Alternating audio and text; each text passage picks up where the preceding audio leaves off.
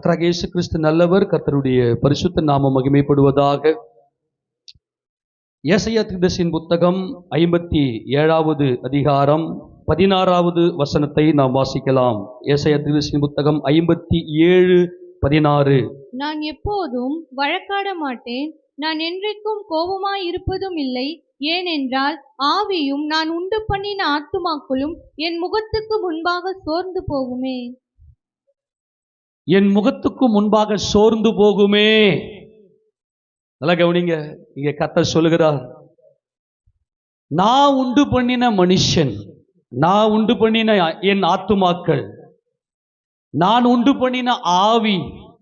அப்பா கவனிங்க, மனுஷன் அப்படின்னா நம்மளாம் என்ன பண்றோம்னா, ஒரு ஆண் உடலையும் பெண் உடலையும் பார்த்து இவங்க தான் மனுஷன் அப்படின்னு சொல்றோம். ஆனா மனுஷன்னா யாரு அப்படின்னா ஆவிதான் மனுஷன். யாரு மனுஷன்? ஆவிதான் மனுஷன். அந்த ஆவியை உண்டு பண்ணினவர் யாரு? இயேசுராஜன். கரங்களை ஊத்துறாமன்னு சொல்லாமா? இப்போ நான் உங்களுக்கு மறுபடியும் ஞாபகப்பட்டு இருக்கிறேன், உங்களுக்கு புரிய மாட்டேங்குது இல்லையா? கர்த்தர் சொல்றாரு இல்லையா, நான் எப்போதும் வழக்காட மாட்டேன். வழக்காடுதல் அப்படின்னா என்ன அர்த்தம்? வழக்காட வாதாடுவது, நீதிக்காக போராடுவது. நீதிக்காக போராடுவது தான் வழக்காடுவது. நமது கர்த்தராகிய இயேசு கிறிஸ்து நீதி உள்ள தேவனாய் இருக்கிறார். தேவரீர், நீர் நீதியை விரும்பி அக்கிரமத்தை வெறுக்கிறீர். ஆதலால் தேவனே, உம்முடைய தேவன் உம்மை ஆனந்த தைலத்தினால் அபிஷேகம் பண்ணி இருக்கிறார். நமது கர்த்தராகிய இயேசு கிறிஸ்து ஆனந்த தைலத்தினால் அபிஷேகம் பண்ணப்பட்டவர். கர்த்தர் இங்க சொல்லுகிறார், நான் எப்போதுமே வழக்காட மாட்டேன். சில வேளைகளிலே நம்ம நிறைய பிரச்சனைகள் நம்மை சூழ்ந்து கொள்ளும் இல்லையா? சில பேரை பார்த்தீங்கன்னா பட்ட இடத்துலயே படுது, வெந்த புண்ணுலயே முள்ளு குத்துது இப்படிலாம் சொல்லுவாங்க தெரியுமா? எனக்கு மட்டும்தான் ஏன் இப்படி நடக்குது தெரியலையே அப்படின்னு சொல்லி சில வேளைகளில் ஜனங்கள் அப்படி சோர்ந்து போயிருப்பாங்க. பார்த்தியா, இந்த சோர்வு இருக்கு பாருங்க, சோர்வு அது ஒரு பயங்கரம். அது இந்த ஒரு மனுஷனுக்கு சோர்வு வந்துருச்சுன்னா அவன் வாழத்தே வேஸ்ட். அவன் ஒரு நடைப்பிணம். சில வேளைகளில மனிதர்களுடைய வாழ்க்கை, நம்முடைய வாழ்க்கையில என்ன நடக்கும் அப்படின்னா அந்த சோர்வு வந்துடும். ஆனா இரக்கத்தில் ஐஸ்வர்யம் உள்ளவர், மனதுருக்கம் உள்ள நமது கர்த்தர், அன்பே உருவாயிருக்கிற நமது ராஜாதி ராஜாவாகி இயேசு ராஜா சொல்றாரு, நான் என்னைக்குமே உங்களோட வழக்காட மாட்டேன்.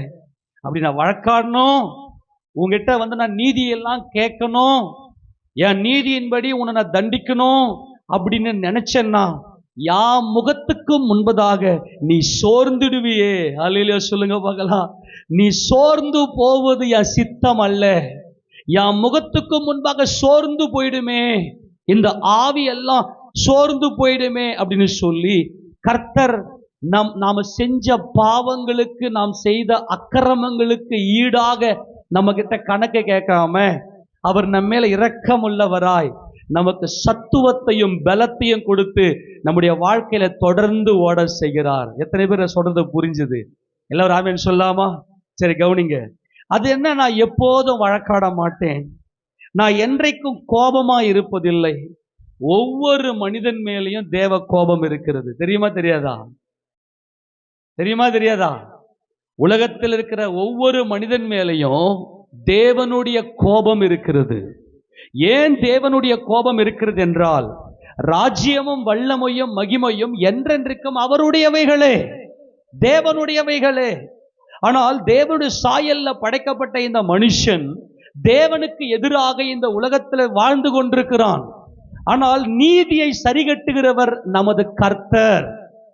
இப்ப நமது கர்த்தராகிய இயேசு கிறிஸ்து, தேவனை அறிந்தவர் யாரு? தேவனை கண்டவர் யாரு? சொல்லுங்க, தேவனை கண்டவர் யாரு? இயேசு ராஜா மட்டுமே தேவனை கண்டவர்.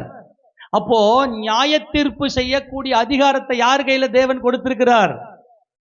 சொல்லுங்க, நியாய தீர்ப்பு செய்யும் அதிகாரத்தை தேவன் யார் கையில கொடுத்திருக்கிறார்? இயேசு ராஜா கையில கொடுத்திருக்கிறாரு. இப்ப கவனிங்க, இப்போ மகிமை எல்லாம் யாருக்கு செலுத்தணும்? தேவனுக்கு செலுத்தணும், இயேசு கிறிஸ்து நாமத்துல. ஆனா மனுஷங்கள்லாம் இன்னைக்கு யாருக்கு மகிமை செலுத்துறான்? தனக்குத்தானே பெருமைக்கு வாழறான். தனக்குத்தானே தாம் பெருமைக்கு மனுஷன் வாழறதுனால அவன் மேல இயேசு ராஜாவுடைய கோபம் இருக்கிறது. அதனால் தான் மனுஷன் அழிகிறான். மனுஷன் அழிறான் பாத்தியா? தேவனுடைய கோபம் ஒரு வீட்டின் மேல, ஒரு மனுஷன் மேல வந்துருச்சுன்னா அவன் அழிவான். அவருடைய கோபம் இருக்குமேயானால் சத்துரு அவனை, அந்த குடும்பத்தை நாசம் பண்ணி அதம் பண்ணி, தேவையில்லாத வியாதிகள், தேவையில்லாத பிரச்சனைகள், போராட்டங்கள் வந்து எந்த பக்கம் திசை திரும்பினாலும் எனக்கு வெற்றியே இல்லையே, எந்த பக்கம் திசை திரும்பினாலும் எனக்கு இப்படிப்பட்ட போராட்டம், இப்படிப்பட்ட எரிச்சல், இப்படிப்பட்ட காரியங்கள் தான் நடக்குது அப்படின்னு சொல்லி இவன் பயங்கரமா போராடுவான். நான் செஞ்சு முடிச்சிடுறேன் பாரு, இந்த காரியத்தை நான் செஞ்சு முடிச்சிட, ஓடி ஓடி ஓடி தோல்வி. அதுக்கு என்ன காரணம்னா இயேசு ராஜாவுடைய கோபம் அந்த மனுஷன் மேல இருக்கும். பாதி வயசுல செத்து போயிடுவான். இப்படிப்பட்ட வியாதியெல்லாம் வருமா தெரியலையே அப்படின்லாம் பார்த்தீங்கன்னா ஆச்சரியப்படத்தக்கமான காரியம்லாம் அவனுக்கு நடக்கும். டாக்டரே ஆச்சரியப்படுவார். இல்லை வேற எங்கேயாச்சும் போனாலும் ஆச்சரியமான காரியங்கள் நடக்கும். அதுக்கு என்ன காரணம்னா இயேசு ராஜாவுடைய கோபம் அவன் மேல இருக்கும். ஆனா கர்த்தர் சொல்றாரு, நான் அதே மாதிரி கோபமாவே இருக்க மாட்டேன். ஏன்னா நீதியின்படி நீ தேவனை அறியல, உன் பெருமைக்காக, உன்னுடைய அக்கிரமத்துக்காக விரைந்து ஓடிக்கொண்டிருக்கிற. ஆனால் நான் நீதி உள்ளவர். இயேசு ராஜா சொல்றாரு, நான் நீதி உள்ளவர், என் நீதியின்படி என் கோபம் உன் மேல இருக்குது. நல்லா கவனித்துக் கொள்ளுங்க. கர்த்தருடைய கோபம் ஒரு மனுஷன் மேல இருக்குமே ஆனால் அவனுக்கு எங்கேயுமே காரியம் வாய்க்காது. எந்த பக்கம் திசை திரும்பினா அப்படியே ஸ்ட்ரக் ஆகி நிற்கும். ஆனா கர்த்தர் சொல்றாரு ஒரு ஸ்டேஜில், என்னடா வாழ்க்கை இது, என்னடா வாழ்க்கை இது, எந்த பக்கம் திசை திரும்பினாலும் ஒண்ணுமே இல்லைன்னு மனசுக்குள்ள ஒரு வலி ஒண்ணு வரும் பாருங்க. அந்த இருதயத்துல சோர்வு, அப்படியே இருதயம் ஸ்ட்ரகிள் ஆகி நிற்கும். அப்படியே அப்படியே அது என்ன செய்யும்னா சாப்பிட்றதுக்கு தோணாது, தூக்கம் வராது. அதான் சொல்லிட்டேனே, அது ஒரு கரப்டான ஒரு நிலை. தேவன் நம்மை எப்படி இருக்கும், நம்ம செம்மையானவனாக இருக்க வேண்டும் என்று தான் தேவன் நம்மை படைத்தார். தேவன் நம்மை படைக்கும் போது செம்மையானவனாகத்தான் படைத்தார். ஆனால் ஒரு கரப்டாகி, அது தேவனால் தாங்கிக் கொள்ள முடியாத, தேவனால் தாங்கிக் கொள்ள முடியாத ஒரு நிலைமைதான் சோர்வு. போங்க, என்னங்க குளிக்க கூட இல்லை, போங்க, இதே ஒரு சோர்வு. என்னங்க ஒரு ட்ரெஸ் கொஞ்சம் இதை துவைச்சு தான் போட்டேன், போங்க, ட்ரெஸ் ஒன்று தான் கேடு. அந்த நிலைமைக்கு நல்லா கவனிங்க, அந்த நிலைமைக்கு போவாங்க பாருங்க.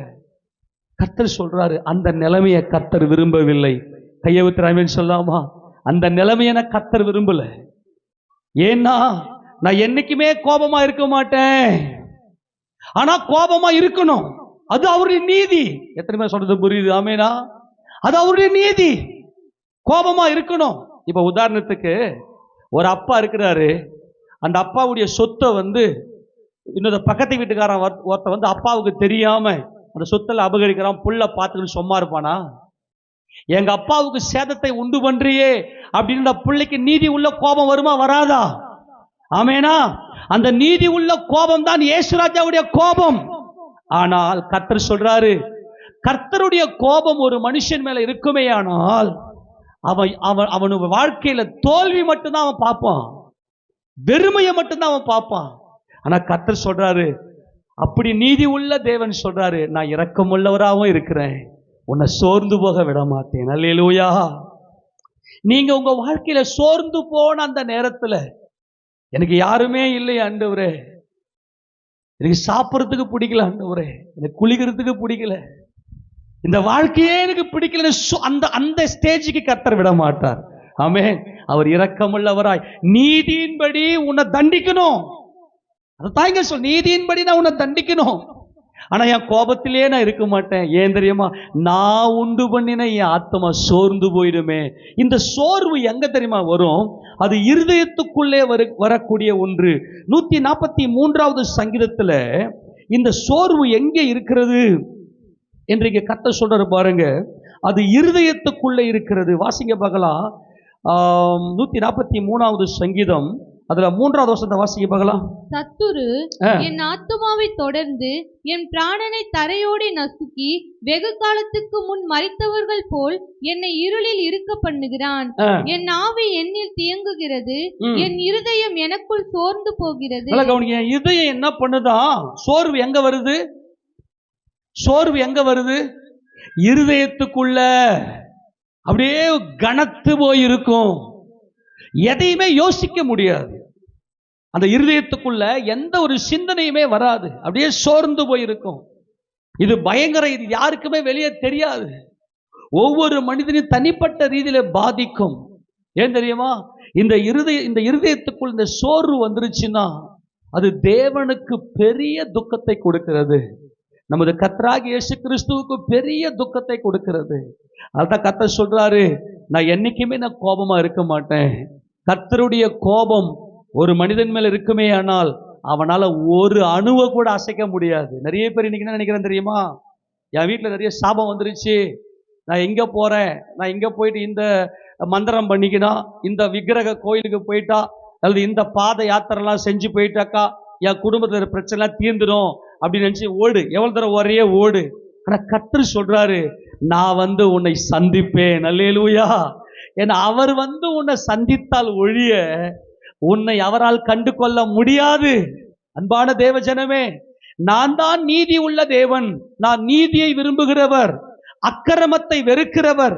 அதைதான் சங்கீத புத்தகத்தில் எடுத்து வாசிக்க பார்க்கலாம். அந்த வசனத்தை 45ஆம் சங்கீதம் 7ஆம் வசனத்தை வாசிக்க பார்க்கலாம். நீர் நீதியை விரும்பி அக்கிரமத்தை வெறுக்கிறீர். ஆதலால் தேவனே உம்முடைய தேவன் உமது தோழரை பார்க்கிலும் உம்மை ஆனந்த தைலத்தினால் அபிஷேகம் பண்ணி இருக்கிறார். ஹல்லேலூயா சொல்லுங்க பார்க்கலாம். நமது கர்த்தர் எதை விரும்புகிறாராம்? நீதியை விரும்பி எதை வெறுக்கிறாராம்? அக்கிரமத்தை வெறுக்கிறாராம். ஆனா நீ யாரு? அக்கிரமக்காரன். கவனிங்க, நீ அக்கிரமம் செய்து கொண்டிருக்கிற. கவனி, நீ அக்கிரமம் செய்து கொண்டிருக்கிற. ஆனால் கர்த்தர் சொல்றாரு, நீ எவ்வளவு தூரம் அக்கிரமம் செய்து ஓடுறிய ஓடு. அப்ப நிறைய இழப்புகள் வரும். ஒரே ஒரு அடி கூட வளர்ச்சி வராது. சறுக்கி விழுவ. அப்போ ஆத்மா என்ன ஆகும்னா அப்படியே சோர்ந்து போயிட்டு இருக்கும். மனசுக்குள்ள அப்படியே சோர்வு. என்னடா வாழ்க்கை இது, ஏண்டா வாழ்க்கை இதுன்ற மாதிரி இருக்கும் இல்லையா? நான் இப்போ சொல்றேன் அன்பான தேவ ஜனமே, நமது கர்த்தர் நீதியை விரும்புகிறவர். நீதியின் பாதையில ஜீவன் உண்டு. அந்த பாதையில் என்ன இல்லை? மரணம் இல்லை. அதனால கர்த்தர் என்ன செய்ய மாட்டார்னா சோர்ந்து போக மட்டும் விடவே மாட்டார். ஆமேன் சொல்லுங்க பார்க்கலாம். ஏன் என்ன பண்ண விட மாட்டாரு? சோர்ந்து போக மட்டும் விட மாட்டார். ஏன்? நம்முடைய ஆவி இருக்கு இல்லையா? நம்முடைய ஆவி, இந்த ஆவி கர்த்தர் தந்த தீபமா இருக்கிறது. இந்த ஆவிதான் அதாவது பலவீனமான மனுஷனை அவருடைய ஆவி தாங்கும். ஆனா முறிந்த ஆவியை யாராலே தாங்க கூடும்? அந்த ஆவிதான் உச்ச நிலை. நம்ம ஆட்களுக்கு நிறைய பேருக்கு இன்னும் ஆவி ஆத்மா சரீரம்னா என்னன்னே தெரியல. அவன் வெறும் மிருகமா தான் இருக்கிறான். நமக்குள்ள உண்டு பண்ணின ஆவி எல்லாம் கர்த்தருடையது. அந்த ஆவி நொறுங்கும்படியெல்லாம் விடவே மாட்டார். ஒருவேளை நீ சோர்ந்து போய், என்ன ஆண்டவரே, இன்னமும் என் வாழ்க்கையில எந்த ஒரு முன்னேற்றமும் இல்லையே, என் குடும்பத்துல இன்னும் ஒரு எதிர்பார்க்கிற ஒரு ஆசீர்வாதம் வரலையேன்னு ஒருவேளை நீங்க இன்னைக்கு சோர்ந்து போயிருக்கலாம். ஆனா கர்த்தர் சொல்றாரு, நான் சோர்ந்து போக விடமாட்டேன். என் முகத்துக்கு முன்பதாக சோர்ந்து போறீங்களே, இந்த சோர்வு என்பது கர்த்தருடைய முகத்துக்கு முன்பாக நிற்கிறது. இந்த சோர்வு என்பது கர்த்தருடைய முகத்துக்கு முன்பாக நிற்கு. அவர் சும்மாலாம் சர்ச்சைக்கு வர முடியாது. நீங்கெல்லாம் சோர்ந்து போயிட்டு அப்படியே உட்காந்துருவ. உண்மையா சொல்லவா, அந்த சோர்வை கர்த்தரால் தாங்கிக் கொள்ள முடியாது. ஏன்? இந்த ஆவி அவருடையது. நமக்குள்ள இருக்கக்கூடிய ஆவி கர்த்தருடையது. இந்த ஆவினா என்ன? நல்லா கவனிங்க, அதை வாசிங்களேன். அந்த வசனத்தை சகரியா 12:1 எடுத்து வாசிங்க பார்க்கலாம். சகரியா 12:1. இஸ்ரவேலை குறித்து கர்த்தர் சொன்ன வார்த்தையின் பாரம் வானங்களை விரித்து வானங்களை விரித்து பூமியை அஸ்திபாரப்படுத்தி மனுஷனுடைய ஆவியை அவனுக்குள் உண்டாக்குகிற கர்த்தர் சொல்லுகிறது என்னவென்றால், மனுஷனுடைய ஆவிய எல்லாம் சொல்லுங்க, இதற்கு எல்லாம் ஒரு ஆமென் சொல்லுங்க. எதை உண்டு பண்றாரா? மனுஷனுடைய எல்லாம் சொல்லுங்க, மனுஷனுடைய ஆவி. இந்த மனுஷனுடைய ஆவி என்பது அம்மாவுடைய வயிற்றுல கருவுல முதல்ல உருவாகிற உறுப்பு எது? தாயின் கருவுல முதல்ல உருவாகிற உறுப்பு எது? படிக்கிற பசங்க நல்லா ஸ்கூல் சொல்லி தரல. இதெல்லாம் எந்த உறுப்பு நம்முடைய உடல் உறுப்பு ஃபர்ஸ்ட் ஃபார்ம் ஆகுறது? வெரி குட், இதயம். இதயம் தான் ஃபர்ஸ்ட் துடிக்கும். அந்த இதயத்துக்குள்ள வரக்கூடிய அந்த ஜீவன், அது கர்த்தர் உண்டு பண்ணுகிற ஆவி. அது இந்த ஆவிதான் மனுஷன், இந்த உடம்பு அல்ல.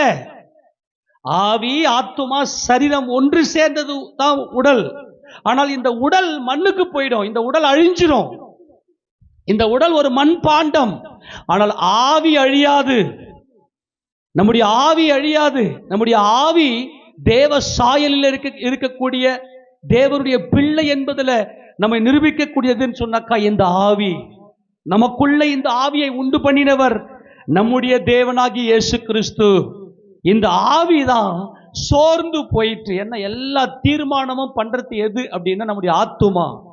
அது எந்த பலத்துல பண்ணுது அப்படின்னா ஆவியின் பலத்தை தான் பண்ணுது. இப்ப நம்முடைய சுவாசம் இருக்கு இல்லையா, இந்த மூச்சு காத்து, அது அந்த ஆவியில தான் உண்டாகிறது. ஆக இந்த சுவாச காற்றை தேவன் நமக்கு கூட சில பேர் பெருமூச்சு விடுவீங்க பாருங்க, என்னால முடியல ஆண்டவரே, இந்த வாழ்க்கை வாழ முடியலன்னு. அப்படிப்பட்ட அந்த சோர்வின் நேரத்துல நீ சோர்ந்து போய் உட்கார வைப்பாரு. அந்த நேரத்துல கர்த்தருடைய அவருடைய முகத்துக்கு முன்பாக நிற்கிறோம்.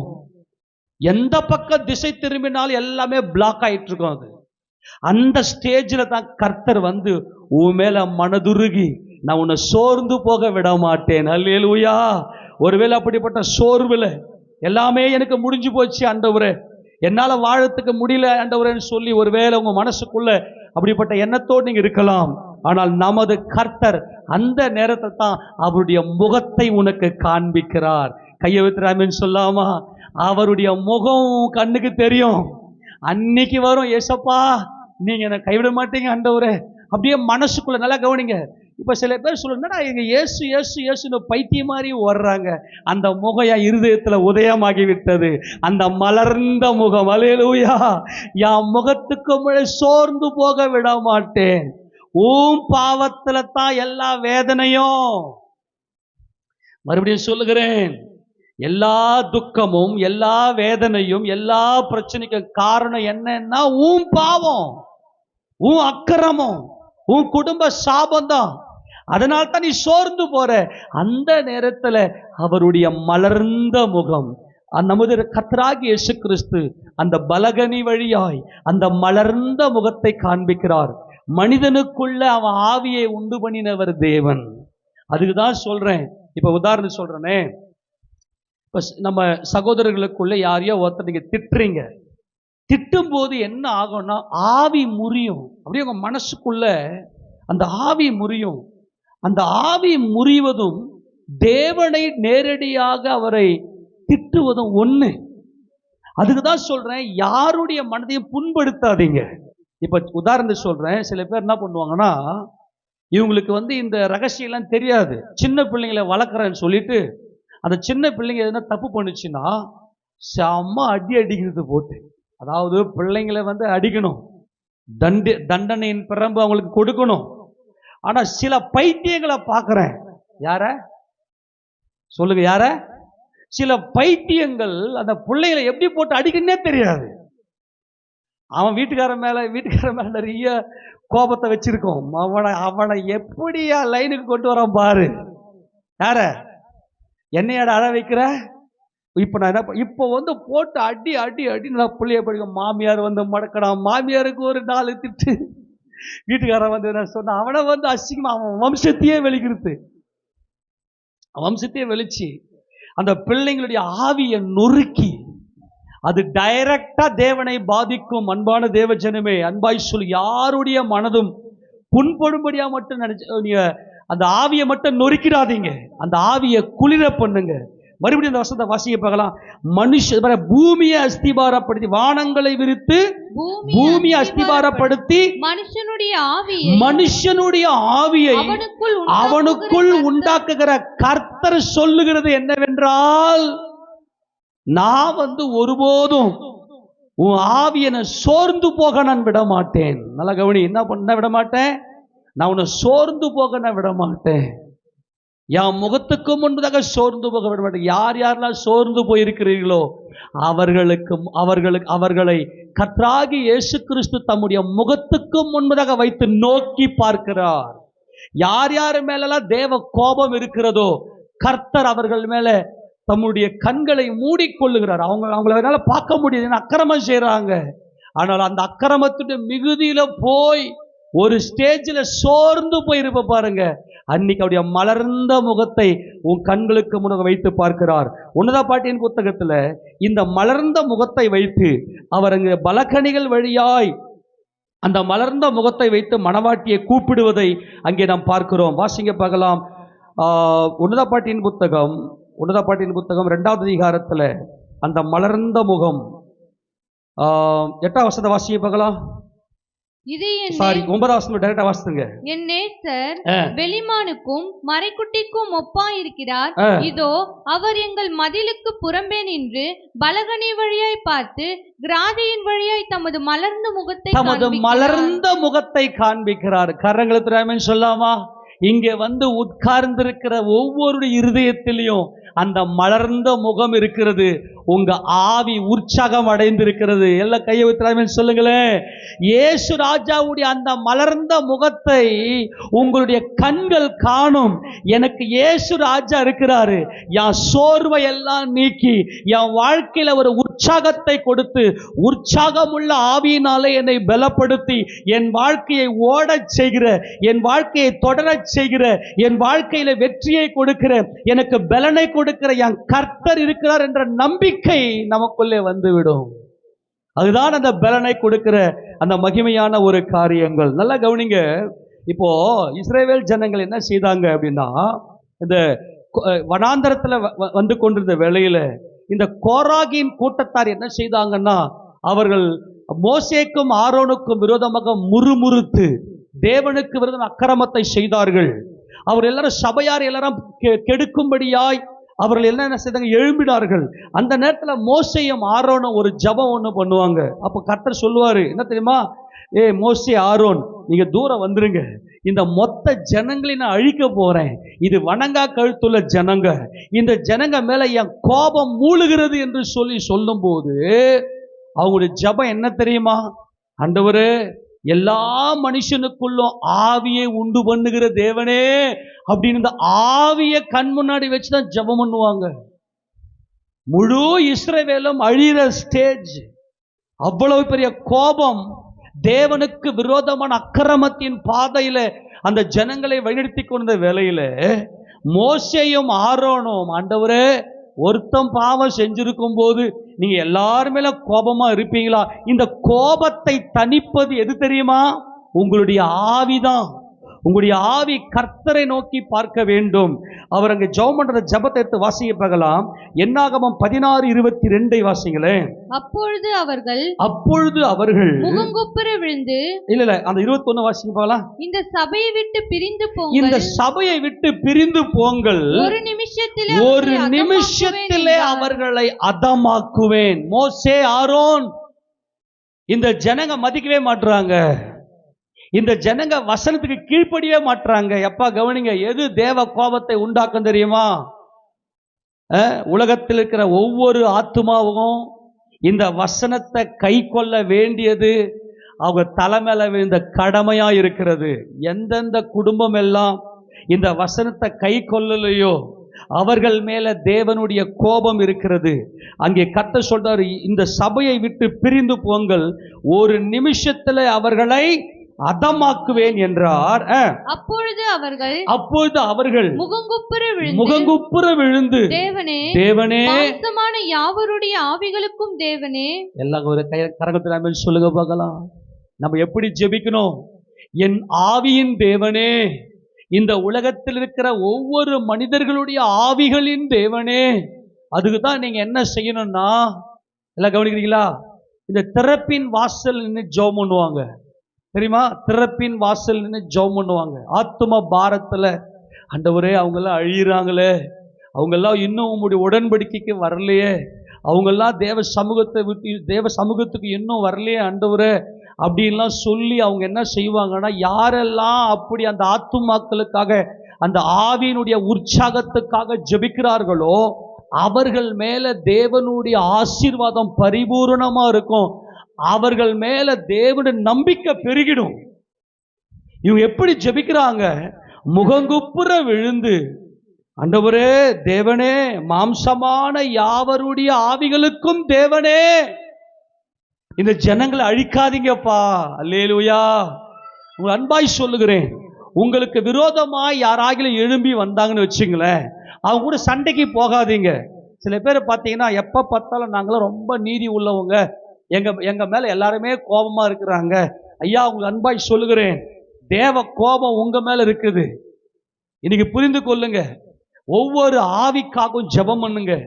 யாரெல்லாம் உங்களுக்கு விரோதமா எழும்பி வர்றாங்களோ அவர்களுக்காக ஜெபம் பண்ணுங்க. ஆண்டவரே அவங்களை தொடுங்கப்பான்னு ஜெபம் பண்ணுங்க. ஆமென். அவங்களை சந்திங்கப்பான்னு ஜெபம் பண்ணுங்க. உங்க மேல இருக்கிற தேவ கோபம் போயிடும். உன் சத்துரு பசியா இருந்தா அவனுக்கு ஆகாரம் கொடு. உன் சத்துரு தாகமா இருந்தா அவனுக்கு தண்ணியே கொடு.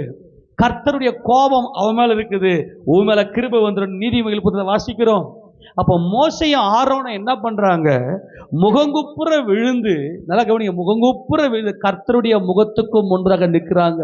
அந்த ஆவிகள், எல்லா ஆவியும் உண்டு பண்ணீங்களே ஆண்டவரே, நீங்க மகிமைப்படுங்கப்பா, அந்த ஆவியை அழிச்சிடாதீங்க ஆண்டவரே அப்படின்னு சொல்லி அவங்க என்ன செய்யறாங்கன்னா, தேவ சமூகத்துல அவர்கள் முகங்குப்புற விழுவதை பார்க்கும்போது, அதை வாசி தொடர்ந்தாதே. ஒரு மனிதன் பாவம் இல்ல, அந்த 22 ஃபுல்லா வாசி. அப்பொழுது அவர்கள் முகங்குப்புற விழுந்து, தேவனே, மாம்சமான யாவருடைய ஆவிகளுக்கும் தேவனே, ஒரு மனிதன் பாவம் செய்திருக்க சபையார் எல்லார் மேலும் கடுங்கோபம் கொள்வீரோ? இந்த கடுங்கோபம் கொள்வீரோ, இந்த கோபம் மட்டும், தேவ கோபம் மட்டும் ஒரு மனுஷன் வீட்டு மேல இருந்துச்சுன்னு வச்சுங்க, அப்படியே அழிவான். ஆண்டவரை பத்தி என்ன சொன்னாலும் அவனுக்கு தெரியவே தெரியாது. நீ போய் சர்ச்சுக்கு வாங்க, கர்த்தர் என்ன சொன்னாலும் புரியாது. கட்டி வச்சுனே போயினே ஓடினே இருப்பான். ஆனால் ஒரு ஸ்டேஜில் கர்த்தருடைய முகத்தை அவனுக்கு காண்பிப்பார். என் முகத்துக்கு முன்பாக சோர்ந்து போய் இருக்கிற உனக்கு நான் உனக்கு பலன் கொடுத்து உன்னை நான் மகிமைப்படுத்துவேன். ஏன் அப்படின்னா, கர்த்தருடைய கோபம் ஒரு நிமிஷம் மட்டும்தான், ஆனால் அவருடைய தயவு நீடிய வாழ்வு. கரங்களுக்கு ஆமென் சொல்லாமா? ஒரு வேதவரா கவனிங்களேன். இப்போ எங்க வீட்டு மேல கூட பாத்தீங்கன்னா தேவ கோபம் இருந்துச்சு. எல்லாம் அழிவு மட்டும்தான். அழிவின் நேரத்துல எல்லாம் ஒண்ணு அழிந்து கொண்டிருந்த ஸ்டேஜில் சோர்ந்து போயிருக்கிற அந்த நேரத்துல வந்து கர்த்தர் தூக்கி எடுத்து என்னை உயர்த்தினார். ஆமென் சொல்லாமா? அதை தான் நல்லா உங்களுக்கு புரிந்து கொள்ள முடியாது சொல்றேன். அப்ப இயேசுராஜா பத்தி என்ன சொன்னாலும், யார் என்ன சொன்னாலும் கேட்கவே மாட்டோம். நம்ம என்ன பண்ணுவோம்? அதெல்லாம் எத்தனையோ பார்த்துட்டேங்க, அதெல்லாம் வேஸ்ட்டுங்க, என்னென்னமோ சொல்லுவோம். ஆனா கர்த்தரே வந்து நம்முடைய இருதயத்தில் அந்த முகத்தை காண்பிப்பார், அந்த ஜீவனை நம்முடைய இருதயத்துல காண்பிப்பார். அன்னைக்கு சோர்ந்து போகிற உனக்கு பலன் வந்துடும், நம்பிக்கை வந்துடும். எல்லா காரியத்திலும் கர்த்தர் வெற்றியை கொடுத்து நம்மை உயர்த்துகிற தேவனாய் இருக்கிறார். சங்கீதம் 30ல அவருடைய கோபம் எவ்வளவு நேரம், அவருடைய வாழ்வு எவ்வளவு நேரம் என்பதை அங்கே தெளிவாய் நாம் வாசிக்கிறோம். 30வது சங்கீதத்தில் எடுத்து வாசிக்க பார்க்கலாம். அதுல 5ஆம் வசனத்தை வாசிங்க. அவருடைய கோபம் ஒரு நிமிஷம், அவருடைய கோபம் ஒரு நிமிஷம் தான், அவருடைய தயவோ நீடிய வாழ்வு. கரங்களத்துல ஆமென் சொல்லாமா? அவருடைய கோபம் ஒரு நிமிஷம் தான், ஆனா அவர் நமக்கு காண்பிக்கிற அந்த தயவு எப்படிப்பட்டதுன்னா அது நீடிய வாழ்வு. சோர்ந்து போயிருக்காத, உன்னை சோர்ந்து போக விடமாட்டார். என் முகத்துக்கு முன்பாக உன்னை சோர்ந்து போக விடமாட்டேன். ஆமா, கோபம் இருந்தது உண்மைதான், உன் வீட்டின் மேல சாபம் இருந்தது உண்மைதான். ஆனால் எத்தனை தரம் தான் நீ வந்து எவ்வளவுதான் நீயும் பொறுப்ப இல்லையா? உன்னால முடியலன்னு சொல்லி நீ சோர்ந்து போய் இருக்கிற இந்த வேளையில நான் உனக்கு பலன் கொடுத்து உன்னை பெருக பண்ணுகிற தேவன். அதுதான் எரேமியா புத்தகத்துல கர்த்தர் இங்கே சொல்றாரு. இப்ப எடுத்து வாசிங்க பார்க்கலாம். எரேமியா 31வது அதிகாரத்துல அதுல 25ஆம் வசனத்தை வாசிங்க பார்க்கலாம். நான் விடாய்த்த ஆத்துமாவை சம்பூரணமடைய பண்ணி தொய்ந்த எல்லா ஆத்துமாவையும் நிரப்புவேன் என்று கர்த்தர் சொல்லுகிறார். கரங்கள் தாய்மையில் சொல்லாமா? ஒருவேளை நீ சோர்ந்து போயிருக்கிறியா, நீ விடாய்த்து போயிருக்கிறியா, இந்த ஆத்துமாவை நான் சம்பூரணமாய், ஆமேனா, என்ன பண்ணுவாரா? சம்பூரணமாய். எந்த பக்கம் போனாலும் எனக்கு போராட்டம், தோல்வி, அவமானம் தான். நல்லா கவனிங்க, யாருக்கு முன்னாடி நம்ம அவமானப்படக்கூடாதுன்னு நினைப்போமோ அவனுக்கு முன்னாடி தான் நமக்கு தேவையில்லாத காரியங்கள் நடக்கும். சில வேலைகளை பார்த்துருக்கீங்களா? இப்போ உதாரணம் சொல்றேனே, நமக்கு திடீர்னு நிறைய சத்துருலாம் இருப்பான். நம்ம வந்து கொஞ்சம் அப்படி முன்னேறத்தை பார்த்தாவே அவன் கண்ணுக்கு ஒப்பாது. அப்படியே எப்படா இவன் அழிய போறான், எப்படா இவன் அசிங்கப்பட போறான், எப்படா இவன் அவமானப்பட போறான்னு பார்த்துக்கினே இருப்பானுங்க. இப்போ நம்ம எங்கேயோ போய்கினே இருப்போம், நல்லா வண்டி போய்கினே இருக்கும். திடீர்னு பார்த்தா அவனுக்கு முன்னாடி தான் போய் வண்டி ஆஃப் ஆகிடும். கிக்கர் போட்டு உதச்சி பார்ப்போம், சோக்கு போட்டு பார்ப்போம், அப்புறம் என்னென்னமோ பண்ணி பார்ப்போம். அவன் நம்மளை ஒரு மாதிரி பார்த்துருவாங்க. அழிஞ்சாடா நீ, அவமானம். எத்தனை பேருக்கு இந்த அனுபவம் இருக்கு? எவன் கண்ணுக்கு முன்னாடி நம்ம உயர்ந்திருக்குன்னு நினைக்கிறோமோ, ஐயோ அவன் கண்ணுக்கு முன்னாடி தானே இப்படிப்பட்ட அசிங்கெல்லாம் வருதுன்னெலாம் ஒருவேளை சோர்ந்து போயிருக்கலாம். இப்போ கர்த்தர் என்ன சொல்ல தெரியுமா? என் முகத்துக்கு முன்னாடி சோர்வை மட்டும் என்னால் பார்க்க முடியாது. அவனுக்கு என் முகத்தை, என் மலர்ந்த முகத்தை, என் மகிமையின் முகத்தை, என் சிங்காசனத்தில் வீற்றிருந்த அதிகாரமுள்ள அந்த மகிமையின் முகத்தை அவனுக்கு காண்பித்து அவனை நான் மீட்டுக் கொள்வேன். எப்படி மீட்டுக் கொள்வேன்? சம்பூரணமாய். ஹல்லேலூயா. ஆண்டவரே, நாங்கள் துன்பத்தை கண்ட வருஷத்துக்கு ஈக்குவலா என்னை சந்தோஷப்படுத்துங்கப்பா. இந்த சம்பூர்ணம் என்ன தெரியுமா? சம்பூர்ணம் என்ன தெரியுமா? நீ ஒன்று நினைச்சு ஒரு காரியத்துக்காக போய் சோர்ந்திருப்ப. உன் அறிவுக்கு ஏற்றாறு மாதிரி தான் நீ நினைச்சிருப்ப. ஆனா சம்பூர்ணனா என்ன தெரியுமா? அதே விஷயத்தில், அதே காரியத்துல கர்த்தர் ஒரு திட்டம் வச்சிருப்பார். கர்த்தர் ஒரு தீர்மானம் ஒன்று வச்சிருப்பார். அது உனக்கு தெரியாது. நீ ஓடின ஓட்ட வரைக்கும் கர்த்தர் ஒன்று ஓட செஞ்சு அதே ஓட்டத்துல உன்னை மேலும் மேலும் மேலும் மேலும் உயர செய்து நீ நினைப்பதற்கும் நீ எண்ணுவதற்கும் அதிகமாய் உன்னை காட்டி பிரமிக்க செய்வாரே, அதுக்கு பேர் தான் சம்பூரணம். அல்லேலூயா சொல்லாமா? ஆமென் சொல்லாமா? அல்லேலூயா. ஏதோ 10th ஏதோ ஒரு பார்டர் மார்க்ல நான் பாஸ் பண்ணிட்டேன். சும்மா உதாரணம் சொல்றேன். ஏதோ 10th ஒரு பார்டர் மார்க், இவள் தான் என்னால முடியும்.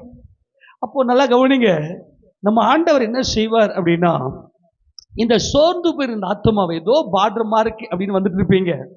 இப்போ +1 போயிட்டு இப்போ ஒரு 300 மார்க்குள்ளதான் ஒரு 60% ஒரு நல்ல ஆவரேஜ் தான். நல்லா படிப்போம். ஆனால் பார்த்தா ஒரு 60 மார்க் தான், 60% அப்படி பாஸ் பண்ணியிருப்போம். ஆனால் கர்த்தர் என்ன செய்வார் அப்படின்னா, அந்த சம்பூர்ணம் அப்படின்னு என்னன்னா, உன்னுடைய ஆவரேஜ் மார்க் என்னது? 60% தான் உன்னுடைய வேல்யூ. ஆனால் கர்த்தர் சம்பூர்ணம் அப்படின்னா, உன்னை குறித்து என் திட்டம் இது இல்லை, நீ டிஸ்டிங்ஷன்ல பாஸ் பண்ணணும். ஆமேன்னு சொல்லுங்க பார்க்கலாம். 80+, 90+% உன்னை கொண்டு அப்படி வைத்து பாரு. நீ பாப்ப வாய பொழப்ப, நானா இது? ஆமே, நானா இது? நீ நினைப்ப ஒரு 5000 ரூபாய் வச்சு ஒரு சின்ன ஒரு பிசினஸ் ஒன்று அதையாவது பண்ணி பார்ப்போம். உன் கண்ணுக்கெல்லாம் இவ்வளவு 5000 இவ்வளவு தான். அதையே கர்த்தர் 50,000 5 லட்சமாய், அதுதான் சம்பூர்ணமாமே. நல்லா புரிந்து கொள்ளுங்க. ஏன்னா நீ அந்த பாதையில நீ தோற்று போய், நீ அவமானப்பட்டு வெக்கப்பட்டு, இனிமே இந்த மூஞ்சிக்கு யாருக்கு முடியும் வெக்க பண்ணும்? என் முகத்தை நான் கற்பாறையை போல் ஆக்கினேன், என் முகத்தை நான் கற்பாறையை போல் ஆக்கினேன், இனிமே எனக்கு என்ன அசிங்கம், எனக்கு என்ன அவமானம், போட அப்படின்னு சோர்ந்து போயிருப்பீங்க பாருங்க. அந்த நேரத்தை தான் கர்த்தர் இப்படிப்பட்ட மகிமையான காரியத்தை செய்கிறார். அவர் விடாய்த்த ஆத்துமாவை சம்பூர்ணமடைய பண்ணி தொய்ந்து போன, சோர்ந்து போன எல்லா ஆத்துமாவையும் நிரப்புகிறார். ஹல்லேலூயா. என்ன செய்றாரு? நிரப்புறார், ஃபில் பண்றார். நானும் எவ்வளவோ முயற்சி பண்ணி பார்த்துட்டேங்க, என்னால முடியலங்க, வேஸ்ட்டுங்க, அவ்வளவுதாங்க. இதுல இன்னைக்கு ஒரு பெரிய சேலஞ்ச் என்ன தெரியுமா? பிள்ளைகளை நம்முடைய வழியில நடத்துறது. ஏன்னா பிள்ளைங்களுக்கெல்லாம் பார்த்தீங்கன்னா அவங்க என்ன நினைப்பாங்கன்னா, அவங்களுடைய வயசுக்கு ஏற்ற மாதிரி அவங்களுடைய நாலேஜுக்கு ஏற்ற மாதிரி, அறிவுக்கு ஏற்ற மாதிரி அவங்க என்ன பண்ணுவாங்க, அவங்க ஒரு பாதையை தேர்ந்தெடுப்பாங்க. ஆனா அவங்க போற பாதை கண்டிப்பா அவர்கள் ஒரு பயங்கரமான ஆபத்தை சந்திப்பாங்க. இது நல்ல பாதை இல்லை அப்படின்னு நமக்கு தெரியும். தெரிஞ்சு அந்த பிள்ளைங்களுக்கு நிறைய ஆலோசனை கொடுப்போம். எப்பா டே அது சரியில்லடா, அது தப்பு அப்படின்னு. நான் பார்த்துக்கிறேன் போ, எனக்கு தெரியும் போ அப்படின்னு சொல்லி அசட்டை பண்ணுவாங்க. நீங்க என்ன பண்ணீங்கன்னா மற்றவங்கிட்ட போய் சொல்லுவீங்க, என்னங்க பிள்ளைங்க இப்படி மாதிரி இருக்கிறான், தாங்க நானும் முடியாதுங்க. இல்லைங்க நான் பேச முடியாதுங்க, நீங்க பேசாதீங்க, முடியாதுங்க. அவனை ஒண்ணுமே அவனை திருத்த முடியாதுங்க, நீங்க பேசாதீங்க. அதுதான் சோர்வு.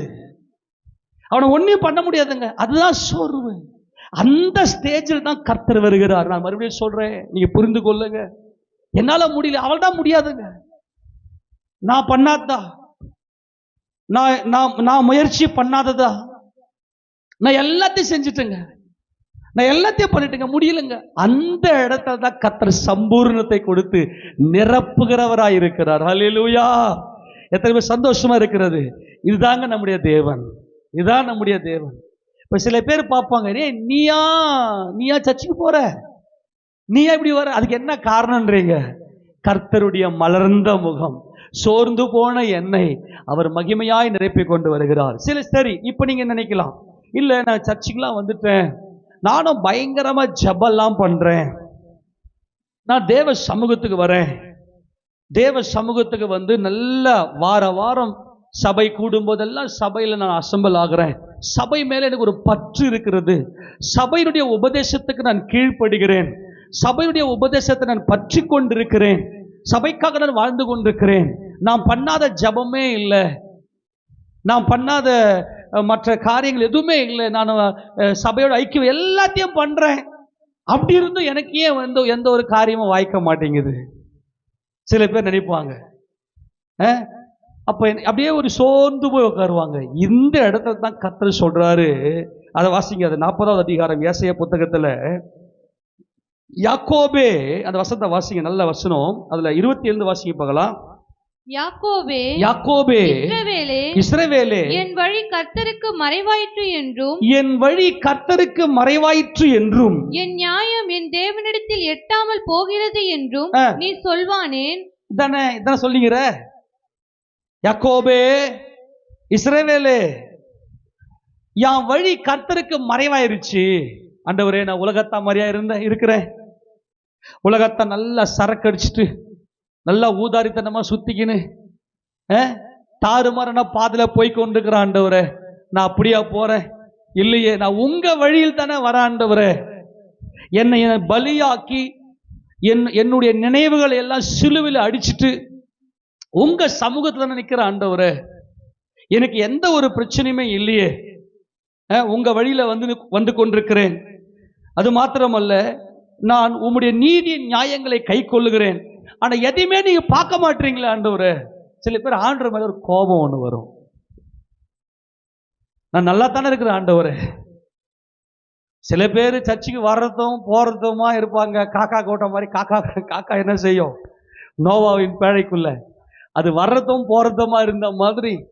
ஒரு சில பேர் வருவாங்க, போவாங்க, உட்காருவாங்க, அவங்களோட உட்காந்து வசனங்க எதுவுமே பண்ண மாட்டாங்க. ஆனா என்னுடைய நியாயத்தை நீங்க ஏன் ஆண்டவரை பார்க்கவே மாட்டீங்க அப்படின்னு ஒரு சோர்வு. அதுக்கு கர்த்தர் சொல்றாரு, பதில் சொல்ல பாருங்களேன். பூமியின் கடையாந்தரங்களை சிருஷ்டித்த கர்த்தராகிய அநாதி தேவன் சோர்ந்து போவதும் இல்லை, இளைப்படைவதும் இல்லை. இதை நீ அறியாயோ? இது உனக்கு தெரியாதாப்பா? எல்லாத்தையுமே படைச்சது நான் தான்பா. பூமியின் கடையாந்தரங்களை சிருஷ்டித்தது உன் தேவனாகிய கர்த்தரா இருக்கிற நான் தான் அதை சிருஷ்டித்தேன். இது உனக்கு தெரிய. நான் சோர்ந்து போவாத தேவன். அல்லேலூயா! நமது கர்த்தர் சோர்ந்து போவதே இல்லை. சோர்ந்து போவது இல்லை அப்படின்னா என்ன அர்த்தம்னா, எனக்கு நீங்க நியாயம் செய்ய மாட்டீங்களா ஆண்டவரே? அப்ப கர்த்தர் எனக்கு நியாயம் செய்யாமல் சோர்ந்து போயிட்டாரா? ஏன்னா சோர்ந்து போயிட்டோம்னா எந்த நினைவுமே நம்முடைய சிந்தனையில இருக்காது, இல்லையா? சோர்வு என்பது சொல்லிட்டேனே, இருதயத்துக்குள் அப்படியே தியங்கி நிற்பது, அப்படியே எதுவுமே நம்மளால் நினைக்க முடியாது. ஏன்னா இதை செஞ்சா தோல்விதான் தெரியும், இதை செய்யணும்னு போனா எனக்கு அவமானம் தான் எனக்கு தெரியும். அப்படி சோர்ந்து போய் இருப்பது. இப்ப கர்த்தர் இங்க சொல்றாரு, இங்க நான் சோர்ந்து போகல, நான் உன் நினைவாகத்தான் இருக்கிறேன். நீ செய்த ஒவ்வொரு காரியங்களையும் என் நினைவில் தான் நான் வைத்திருக்கிறேன். நான் சோர்ந்து போகிற தேவன் அல்ல, நான் இளைத்து போகிற தேவனும் அல்ல. இது நீ அறியாயோ, இது நீ கேட்டது இல்லையோ, அவருடைய புத்தி ஆராய்ந்து முடியாது. அப்புறம் சோர்ந்து போகிறவனுக்கு அவர் பலன் கொடுத்து. ஆமென். என்ன கொடுக்கிறாரு? சோர்ந்து போகிறவனுக்கு என்ன கொடுக்கிறாரு? எந்த இடத்துல நீ சோர்ந்து போய் அப்படியே உட்காரியோ அதே இடத்துல உனக்கு பலனை கொடுத்து, சத்துவம் இல்லாதவனுக்கு சத்துவத்தை பெருக பண்ணுகிறார். வாய்ப்புகளை பெருக பண்ணுகிறார். வாய்ப்புகளை பெருக பண்ணுகிறார். உனக்கு முதலீடுகளை கொடுக்கிறார். உனக்கு சோர்ந்து போகிறவனுக்கு பலனை கொடுக்கிறார். இப்ப உதாரணத்துக்கு சொல்றேன், நல்லா கவனிங்க. இந்த பலன், இந்த சத்துவம் அப்படின்னா என்ன? இந்த பலன்னா என்ன, சத்துவம்னா என்ன? இப்போ உங்ககிட்ட வந்து ஒரு பிஸ்னஸை ஸ்டார்ட் பண்ணுறதுக்கோ இல்லை ஏதோ ஒரு காரியத்தை செய்கிறதுக்கோ உங்களால் முடியல. ஒரு பைக் எடுக்க போகிறேன், அந்த பைக் எடுக்கிறதுக்கு காசும் இல்லை. அப்படியே பைக் எடுத்துட்டாலும் அந்த பைக்குக்கு ஒரு டியூ கட்டுறதுக்கான வழியும் இல்லை. இந்த பலன் என்பது பைக் எடுக்கிறதுக்கு தேவையான அந்த மூலதனத்தை கொடுப்பார். அதே போல சத்துவத்தை பெருக பண்ணுகிறார் என்றால், தொடர்ந்து அந்த டியூ கட்டி முடிக்கிற அளவுக்கு உனக்கு என்ன பண்ணுவாரு? உனக்கு நல்ல பிசினஸ்ல நல்லா ஒரு இரக்கத்தை கட்டளையிட்டு கர்த்தரை உயர்த்தி நம்மை அழைத்து கொண்டு போவார். கரங்கள் தெரியாமன்னு சொல்லாமா? சொல்லாமா? அவர் இரக்கத்தில் ஐஸ்வர்யம் உள்ள தேவன். கர்த்தருடைய பரிசுத்த நாமம் மகிமைப்படுவதாக. சோர்ந்து போகிறவனுக்கு அவர் பலன் கொடுத்து, சத்துவம் இல்லாதவனுக்கு சத்துவத்தை பெருக பண்ணுகிற தேவன் அவர். எல்லாவற்றிலும் பெருக்கம் வரும். குறுக்கத்தை மட்டுமே, குறுகி போவதை மட்டுமே பார்த்து பார்த்து பார்த்து இருந்த நமக்கு அந்த சோர்வு வரும்போது நல்ல பலனை கொடுத்து அந்த பாதையில நல்ல சத்துவத்தோட அவர் பெருக பண்ணுகிறவர். பெருகும். எல்லாம் கையை ஊற்றி ஆமென் சொல்லிக் கொள்ளுங்களேன். ஹல்லேலூயா. எல்லாம் பெருகும், குறுகாது. குறுகாது. உன் பலன் குறுகாது, உன் சத்துவம் குறுகாது. அது என்றென்றைக்கு பெருகி கொண்டே இருக்கும். அது எப்படிப்பட்ட ஓட்டமாக இருக்கும் தான் இது சேர்த்தது. இளைஞர் இளைப்படைந்து சோர்ந்து போவார்கள், வாலிபரும் இடறி விழுவார்கள். கர்த்தருக்கு காத்திருக்கிறவர்களோ புதுபலன் அடைந்து கழுகுகளைப் போல செட்டைகளை அடித்து எழும்புவார்கள். அவர்கள் ஓடினாலும் இளைப்படையார்கள், நடந்தாலும் சோர்ந்து போவார்கள். என்னது? உன் வண்டிக்கு எந்த ஸ்ட்ரகிளும் கிடையாது. ஹல்லேலூயா.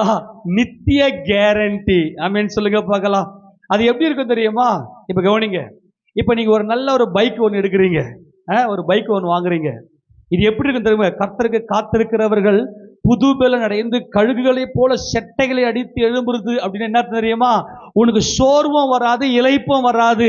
அப்படின்னா நீங்க போய் இப்போ ஷோரூம்ல போயிட்டு ஒரு நல்ல ஒரு காஸ்ட்லி பைக் எடுக்கிறீங்க, எடுத்துன்னு வரீங்க. அது ரிப்பேரும் ஆகல, பெட்ரோலும் தீரல. எப்படி இருக்கும் அது? அந்த பைக் வந்து ரிப்பேரும் ஆகல, பெட்ரோலும் தீரல. நீங்க எவ்வளவு தூரம் போனாலும் போகும், அது பெட்ரோல் இல்லைன்ற அந்த கண்டிஷனுக்கே வராது. இதுதான் கர்த்தருடைய முகத்துக்கு முன்பதாக சோர்வில்லாத வாழ்க்கை. ஹல்லேலூயா. அவருடைய முகத்தை நம்ம அப்படிதான் பார்க்கிறார், அப்படிதான் நம்மை பார்க்கிறார். நீ எந்தெந்த இடத்துலலாம் சோர்ந்து போய் இருந்தியோ தேவஜனமே, எந்தெந்த பகுதியில், ஒவ்வொருத்தருக்கும் ஒவ்வொரு மாதிரி இருக்கும். மற்றவங்களை யாரையுமே நீங்க பார்க்காதீங்க. உங்க வாழ்க்கையில தனிப்பட்ட ரீதியில எந்தெந்த இடத்துல எப்படிலாம் சோர்ந்து போயிருக்கிறையோ அந்தந்த இடத்துல கர்த்தர் நமக்கு அந்த மகிமையை கொடுக்கிற வல்லமை உடையவராக இருக்கிறார். அந்த சோர்வை மட்டும் அவரால் தாங்கிக் கொள்ளவே முடியாது. உன் இருதயத்தில் ஏற்படக்கூடிய சஞ்சலத்தை தாங்கிக் கொள்ளவே முடியாது. நல்லா கவனிங்க. இந்த சோர்வு வந்துருச்சுன்னா அப்படியே ஸ்ட்ரகிள் ஆகி உட்காந்துருங்க. தெரியுமா? அப்படியே ஸ்ட்ரகிள் ஆகி, அதாவது வந்து அதை யோசிக்கவே முடியாது. உன் லைஃப் நீ வாழவே முடியாது. இந்த சோர்வு என்பது மரணத்தை விட பொல்லாதது. சோர்வு என்பது ஒரே நாள் துக்கமா செத்து போயிடலாம் பொழுதுதா, ஒரே நாள் துக்கமா எட்டு போட்டு போயிடு, அது ஒரே நாள் துக்கமா போயிடும். ஆனா சோர்வு என்பது அப்படியே ஸ்ட்ரகிள் ஆகி உட்காந்துரும். அது ஸ்டார்ட்டும் ஆகாது, மூவ் ஆகாது. அதுதான் கர்த்தர் சொல்றார். எனக்கு காத்திருக்கிற உனக்கு என் முகத்தை நோக்கி பார்த்து என்னிடத்தில் ரட்சிப்பு வருமா?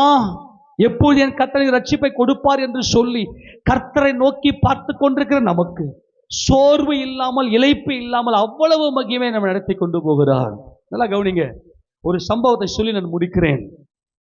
கர்த்தர் என்ன செய்றாருன்னா, அவர் ஊழியம் செய்த நாட்களிலே அவர் ஒரு மலையின் மேலே ஏறி போயிட்டு தம்முடைய சீஷர்களோடு, அதாவது குறிப்பா பேதுரு, யாக்கோபு, யோவான் இவர்களோட கூட போயிட்டு அவர்களுக்கு முன்பதாக மறுரூபமானார். என்ன ஆனார்? நல்லா கவனிங்க. என்ன ஆனார்? அவரு மறுரூபமானார். இந்த மறுரூபத்தை பார்த்து விட்டு அவங்க மலை மேல இருந்து கீழே இறங்கி வராங்க. மற்ற 9 பேர் கீழே இருக்கிறாங்க. ஏன்னா 3 பேர் மேலே போயிட்டாங்க. 12 சீஷர்ல ஏசுராஜா கூட 9 பேர் மலையடிவாரத்தில் இருக்கிற ஒரு கிராமத்தில் அவங்கள இருக்க வச்சுட்டு கர்த்தர் மாத்திரம் இந்த 3 சீஷர்களை மாத்திரம் அழைத்து கொண்டு போயிட்டார். மேலே போயிட்டார். போயிட்டு வராரு, கீழே இறங்கி வராரு. ஒரு பெரிய வாக்குவாதம் நடந்து கொண்டிருக்கிறது. என்ன நடந்து கொண்டிருக்குது அப்படின்னா, ஒருத்தர் வந்து சொல்ற, ஆண்டவரே, என் மகன் சந்திரரோகியா இருக்கிறான். சந்திரரோகி அல்லது ஒரு ஊமையான ஆவி. மார்கவும் மத்தியும் இதை குறித்து, மத்தியு வந்து சந்திரரோகி என்று எழுதியிருப்பார், மார்கு வந்து ஊமையான ஆவி என்று சொல்லியிருப்பார். என் மகனை வந்து இந்த ஆவி பிடித்திருக்கிறது. நல்லா கவனிங்க. இந்த ஆவி வந்து தேவனால் சிருஷ்டிக்கப்பட்டது. இந்த அசுத்த ஆவிகள் வந்து ஒவ்வொரு மனுஷனுக்குள்ளேயும் போயிட்டு கொடுக்கும் பாருங்க ஆலோசனை. அது அவங்க அப்பா, அவங்க தாத்தா, அவங்க பாட்டன், அவங்க முப்பாட்டன், அவன்லாம் என்னென்னலாம் யோசனை பண்ணானோ அது மொத்தத்தையும் வந்து அப்படியே அவனை அரெஸ்ட் பண்ணி அப்படியே அவனை சிக்க வச்சு அவனை சங்கிலி போட்டு கட்டி அவனை அந்த ஆவிகளுடைய இஷ்டத்துக்கு இந்த மனிதர்களை நடத்தும். நம்ம ஆட்களுக்கு இதெல்லாம் தெரியாது. இந்த சந்திரரோகி என்பது ஒரு பயங்கரமான அசுத்த வல்லமை, சாத்தானுடைய நேரடி தாக்குதல் தான் இந்த சந்திரரோகி. அது என்ன செய்து அப்படின்னா, அவனை எங்க பார்த்தாலும் அவனை அலகழிக்குது. அவன் அலறான். அவன் கீழே விழுந்து பல்ல கடிச்சு அப்படியே நொர தள்ளி சோர்ந்து போகிறான். அந்த தகப்பனுடைய அந்த மகனுடைய தகப்பன் வந்து ஆண்டவர்கிட்ட கம்ப்ளைண்ட் பண்ணுவாரு. அவன் சோர்ந்து போயிடுறான். ஆண்டவரே, இந்த வார்த்தையை அவன் சொல்லுவான். கவனிங்களே, இந்த வார்த்தையை வந்து அவன் சொல்லுவான். இயேசு ராஜா கிட்ட சொல்லுவான், இப்படிப்பட்ட ஆவி பிடிச்ச என் மகனை உங்க சீஷர்கிட்ட கூட்டின்னு வந்தேன், இந்த ஆவியை துரத்தி விடும்படியா கேட்டுக்கொள்ளும்படியா நான் வந்தேன். நம்ம ஆட்கள் என்ன பண்ணுவாங்க, எது நடந்தாலும் நேரம் ஹாஸ்பிட்டலுக்கு போயிடணும். அவங்க எல்லா டெஸ்ட்டும் எடுப்பாங்க. எல்லா டெஸ்ட்டும் எடுத்துட்டு ஒண்ணுமே இல்லையே, எல்லா டெஸ்ட்டும் நல்லா தானே இருக்குது, அப்ப கூட ஏசப்பா நம்ப மாட்டான் ஆளு. இல்லைன்னா இந்த டாக்டர் வேஸ்ட்டு, இன்னொரு டாக்டர் கிட்ட போலாவா, காசு பணம் இருக்கிற சொத்தியும் வித்துரு, எல்லாத்தையும் கொண்டு போலாவா. இதெல்லாம் கவனிங்க. அந்த தகப்பன் வந்து அவன் சொல்றான், ஆண்டவரே, இவன் பல்ல கடிச்சு நுரையெல்லாம் வெளியே தள்ளி இவனை அலகழிச்சிட்டு அந்த ஆவி போதும், அது போகும்போது அவன் சோர்ந்து போயிடுறான் ஆண்டவரே அப்படின்னு சொன்னதுமே கர்த்தருக்கு பயங்கர கோபம் வந்துட்டு அவன் சீஷர்களை திட்டுவாரு. மாறுபாடான சந்ததியன்னுவார். இந்த மாறுபாடான சந்ததி என்ன அர்த்தம் தெரியுமா? படா வேசிக்கு பிறந்தவனேன்னுவார். கவனிங்க. ஏன்டா இந்த ஆவியை துரத்தல? ஏன் இந்த ஆவியை துரத்தல? அப்ப உடனே கர்த்தர் என்ன செய்வார்னா, அந்த ஆவியை வெளியே போ, மறுபடியும் இவனுக்குள்ள வராத சொல்லி துரத்திட்டு அப்படி போகும்போது, வீட்டுக்கு போகும்போது சீஷர்களை போய் கேட்பாங்க, ஆண்டவரே, ஏன் ஆண்டவரை எங்களால் துரத்த முடியல? நல்லா கவனிக்கணும். எல்லாரும் ஆமென் சொல்லுங்க பார்க்கலாம். மேக்சிமம் இந்த சந்திரரோகி ஆவியினால தான் ஏதேன் தோட்டத்தில் மனிதனுக்கு உள்ளே நுழைந்த ஒரு பயங்கரம் எதுன்னா இந்த சந்திரரோகி, லூனாட்டிக். இதை குறித்து ஏற்கனவே நம்ம பல முறை நம்ம ஆராய்ச்சி செய்திருக்கிறோம். இந்த லூனாட்டிக் என்பது மனிதனுடைய நினைவுகளை ஃபுல் கண்ட்ரோலில் வச்சுக்கின்னு அவன் நரம்புகள், அவனுடைய எலும்புகள் எல்லாத்தையும் கட்டி செயல்படக்கூடாதபடிக்கு அப்படியே தடை செய்து, இப்போ அவனை பிடிச்சிருக்கிறது ஊமையான ஆவி. அவன் பேசுறான், பேசக்கூடியவன், ஆனா ஊமையான ஆவி பிடிச்சிங்கன்னா அவனை பேச விடாதபடிக்கு தடுக்குது. இது என்ன கொடுக்குதுன்னா சோர்வை கொடுக்குது. ஆவி பண்ற வேலைங்க. எல்லா வியாதிக்கும் காரணம் ஆவி. இந்த ஆவி தான் அந்த சாப்பாடை, உடலுக்கு தேவை ஒத்து வரத சாப்பாடை சாப்பிட வச்சு தூண்டும். எதெல்லாம் நம்ம உடம்புக்கு ஒத்துக்காதோ அந்த அந்த சாப்பாடை சாப்பிட சொல்லி தூண்டி விடும். அப்படி தூண்டி விடும்போது என்ன செய்யும் அப்படின்னா, அந்த சாப்பாடெல்லாம் சாப்பிட்டுட்டு தேவையில்லாத அந்த உடலை பாதிக்கக்கூடிய அந்த காரியத்துக்குள்ள வந்து உடல் சீரழியும். உடல் சீரழிச்சு மரணத்தினரா போகும். இதுதான் இந்த சம்பவம். நல்லா கவனித்துக் கொள்ளுங்க. அந்த தகப்பன் வந்து சொல்றான், கர்த்தராகிய இயேசு ராஜாவுடைய முகத்துக்கு முன்பதாக சொல்றான், ஆண்டவரே என் மகன் சோர்ந்து போகிறான், ஆண்டவரே என் மகன் சோர்ந்து போகிறான், இந்த வியாதியினாலே என் மகன் சோர்ந்து போகிறான், இந்த ஆவியினாலே சோர்ந்து போகிறான், அவனை எங்க எல்லாம் பிடிக்குதோ அங்கெல்லாம் அலைகழிக்குது ஆண்டவரே. இன்னைக்கு நான் சொல்றேன், இயேசுராஜன் நாமத்துல சில பேருக்கு பார்த்தீங்கன்னா அலைகழிப்பு இருக்கும். அலைகழிப்பு அப்படியே டென்ஷன் தாங்க முடியாது. வீட்டுக்கு வந்தா வீட்டுல டென்ஷன், வேலைக்கு போனா வேலை ஸ்தலத்துல டென்ஷன், அப்படியே அலைகழிக்கும், மன நிம்மதியாவே இருக்காது. ஆனால் இயேசு ராஜாவின் முகத்துக்கு முன்பதாக கர்த்தர் சொல்றாரு, நான் உனக்கு பலன் கொடுப்பேன், உனக்கு சத்துவம் கொடுப்பேன், நீ சோர்ந்து போவதும் இல்லை, நீ இளைப்படைவதும் இல்லை, அப்படியாய் உன்னை உயர்த்துகிற கர்த்தர் என்று இன்னைக்கு நம்மோடு பேசுகிறார். ஆமென் சொல்லுங்களேன். ஹல்லேலூயா. மார்க்குவின் புத்தகம் 9 திருப்பிக் கொள்ளுங்க. மார்க்கு சுவிசேஷ புத்தகம் 9 அதிகாரத்துல அங்கே அந்த தகப்பன் சொல்றத மட்டும் வாசிங்களேன். 17 வாசிங்க. 9:17. அப்பொழுது ஜனக்கூட்டத்தில் ஒருவன் அவரை நோக்கி, போதகரே, ஊமையான ஒரு ஆவி பிடித்த என் மகனை உம்மிடத்தில் கொண்டு வந்தேன். அது அவனை எங்கே பிடித்தாலும் அங்கே அவனை அலைகழிக்கிறது. அப்பொழுது அவன் நுரை தள்ளி பல்லை கடித்து சோர்ந்து போகிறான். அதை துரத்தி விடும்படி உம்முடைய சீஷரிடத்தில் கேட்டேன், அவர்களால் கூடாமற் போயிற்று என்றான். இந்த சோர்வின் ஆவிகள், நல்லா கவனிங்க, இந்த சோர்வின் ஆவிகள் உனக்குள்ள இருக்கிற வரைக்கும் இந்த சோர்வுகள் உன்னை எல்லா பக்கத்திலும் அலைகழிக்கும். உன்னை அலைகழிக்கும். அலைகழிப்புன்னு என்ன தெரியுமா? Mental torture. ஏறக்குறைய பைத்தியத்தின் ஸ்டேஜுக்கு கொண்டு போகும். என்னை அலைகழிக்குது ஆண்டவரே, என் மகனை இப்படி அலைகழிக்குது ஆண்டவரே. இயேசு ராஜாவுடைய முகத்தை இன்றைக்கு நமக்கு தரிசித்து அவர் நாமத்தை மகிமைப்படுத்தும் நம்மை அழைத்திருக்கிறார். இன்றைக்கு கர்த்தர் நம்மோடு பேசுகிறார். ஆண்டவரே என்னை அலைகழிக்கிறது, ஆண்டவரே என்னை சோர்ந்து போக செய்கிறது, என்னால இந்த பாவத்திலிருந்து இந்த போராட்டத்திலிருந்து விடுதலையாகி வெளியே வர வேண்டும் என்று நான் விரும்புகிறேன் அப்படின்னு யாரெல்லாம் இன்னைக்கு சோர்ந்து போயிருக்கிறீங்களோ, கர்த்தர் இன்னைக்கு ஒரு மகிமையான காரியத்தை செய்கிறார். கர்த்தர் ஆமென் சொல்லாமா? என்ன செய்தார் பாருங்க, வாசிக்கலாம் தொடர்ந்து. அவர் பிரதிதுரமாக, விசுவாசமில்லாத சந்ததியே, விசுவாசமில்லாத சந்ததியே, எதுவரைக்கும் நான் உங்களோடு இருப்பேன், எதுவரைக்கும் நான் உங்களோடு இருப்பேன். இந்த விசுவாசம் இல்லாத சந்ததி, இந்த விசுவாசம் என்பது தேவனுடைய குமாரர்கள், விசுவாசம் இல்லாதது என்பது, அவிசுவாசம் என்பது மாறுபாடான சந்ததி. நல்லா கவனித்துக் கொள்ளுங்க. அங்கே விசுவாசம் இல்லாத சந்ததியே, எதுவரைக்கும் நான் உங்களோடு இருப்பேன், எதுவரைக்கும் உங்களிடத்தில் பொறுமையா இருப்பேன், அவனை என்னிடத்தில் கொண்டு வாருங்கள் என்றார். அவனை அவரிடத்தில் கொண்டு வந்தார்கள்.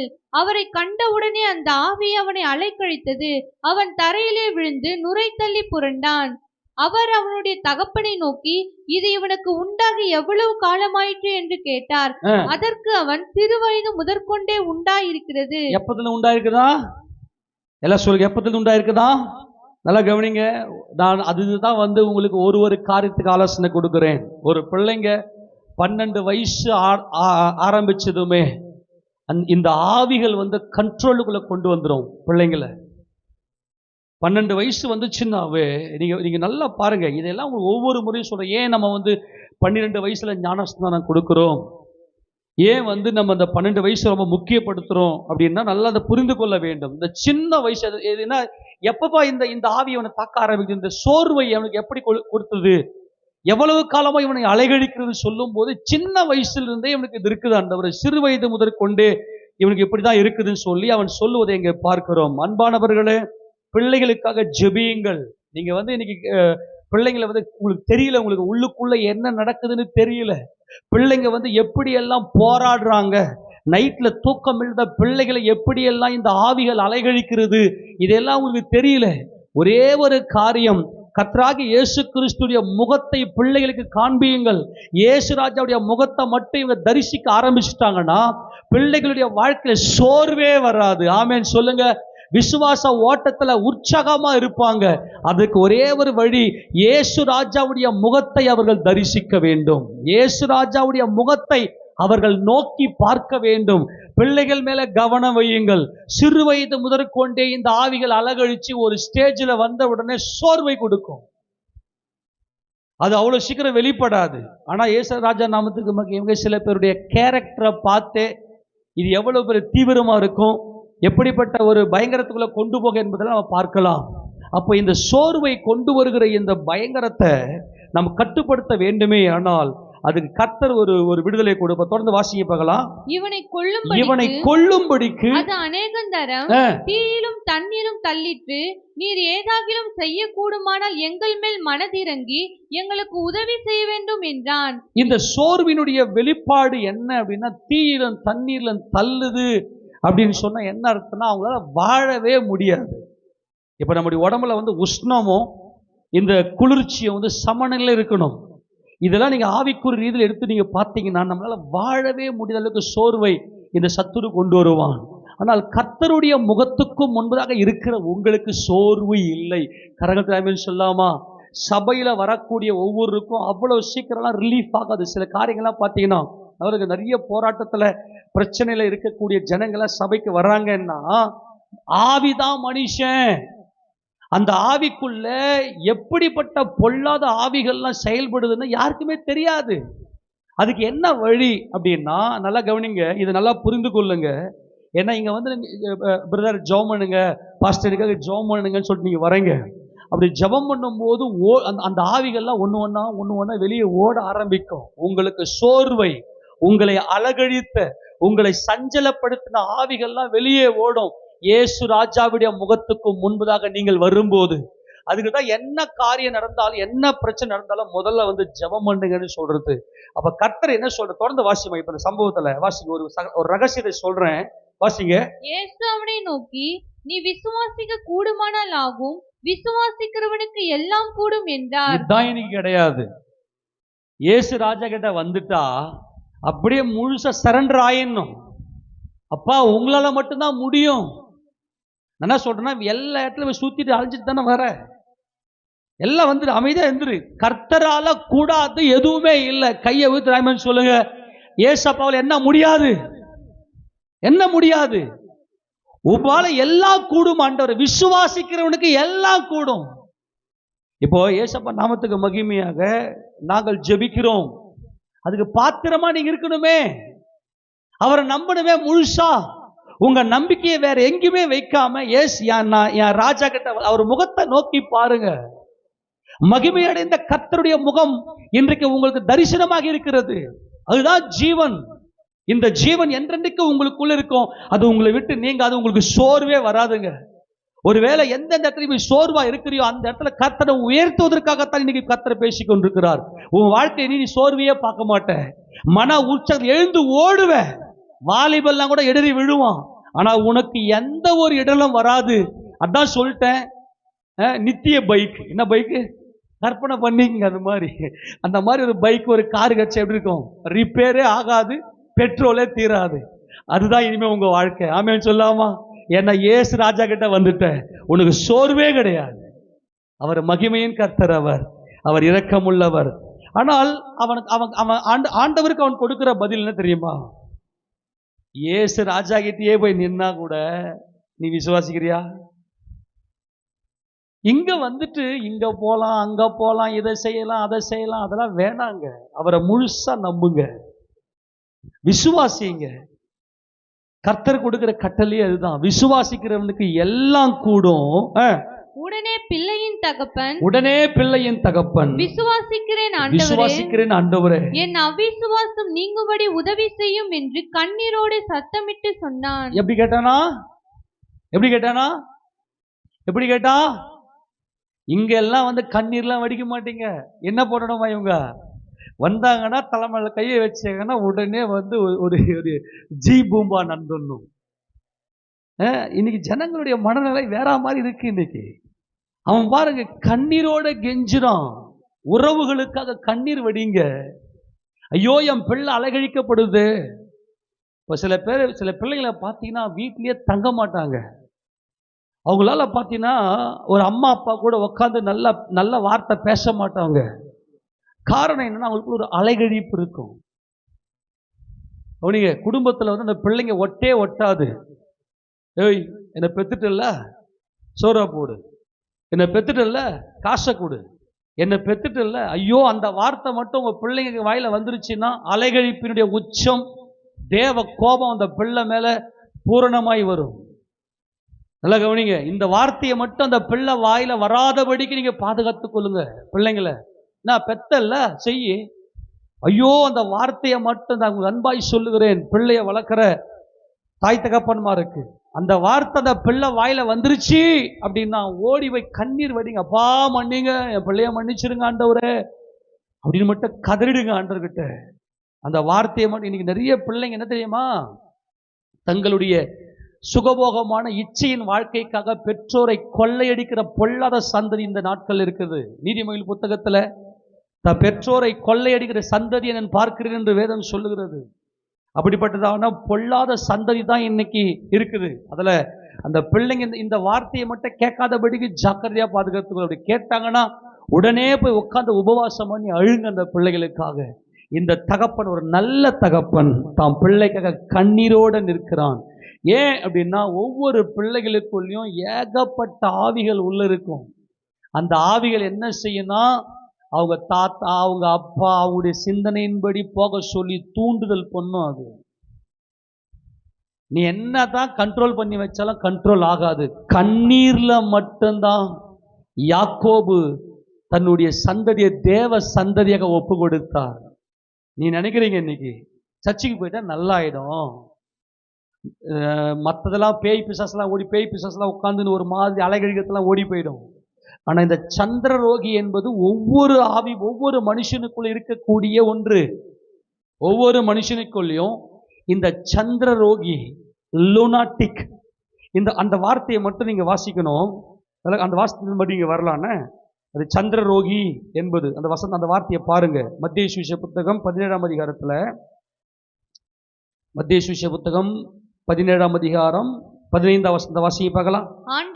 ஆண்டவரே என் மகனுக்கு இறங்கும், அவன் சந்திர ரோகியாய் கொடிய வேதனைப்படுகிறான். என்ன வேதனை, என்ன நோய்? இந்த சந்திர ரோகி என்ன செய்யும்னா பயங்கரமான வேதனைக்குள்ளாக கொடுத்து சோர்வை கொடுக்கும். அதான் சொல்ற, சோர்வை கொடுக்கும். இந்த சோர்விலிருந்து விடுதலை ஆகணும்னா பிள்ளைகளுக்காக கண்ணீர் வடியுங்கள். அன்பான தேவ ஜனமே, பிள்ளைகளுக்காக இயேசு ராஜா சமூகத்தில் போய் கண்ணீர் வடியுங்கள். ஆண்டவரே என் பிள்ளை மேல அப்படி கிருபை வெளிப்படட்டுமா. அலைகழிப்பு. சில பிள்ளைகளுக்கு வேலையே கிடைக்காது. வேலையே எந்த பக்கம் போனாலும் ஏதோ ஒரு ரீசன் சொல்லிட்டு வேலை கிடைக்கல. அலைகழிப்பு, எங்க பார்த்தாலும் அலைகழிப்பு இருக்கும். இந்த அலைகழிப்புல இருந்து நமக்கு விடுதலை ஆகணும்னா இயேசு ராஜாவுக்கு முன்னாக நின்று அவருடைய முகத்துக்கு முன்னாக நின்று கரங்களை தூக்கி கண்ணீர் வடியுங்க. ஆண்டவரே என் பிள்ளைகளுடைய எதிர்காலம் எங்களுக்கு வேண்டும் அப்படி சொல்லி கேளுங்க. கண்டிப்பாக அந்த பிள்ளைகளுக்கு சோர்வு இல்லாமல் சத்துவத்தையும் பலனையும் கொடுத்து நம்மை நடத்துகிற தேவனாய் அவர் இருக்கிறார். தொடர்ந்து இப்போ மார்பல் திருப்பிக்கமா வாசிப்பத 25 வாசிங்க.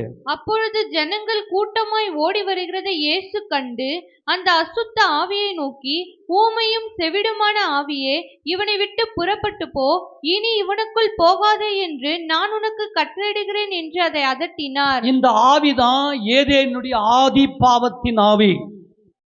ஊமையும் செவிடும், சொல்லுங்க, ஊமையும் செவிடும். இந்த ஊமையும் செவிடுமான இந்த ஆவி அது வந்து ஏதேனில் உண்டான அந்தகாரத்தின் ஆவி, செவிட்டு விரியனின் ஆவி.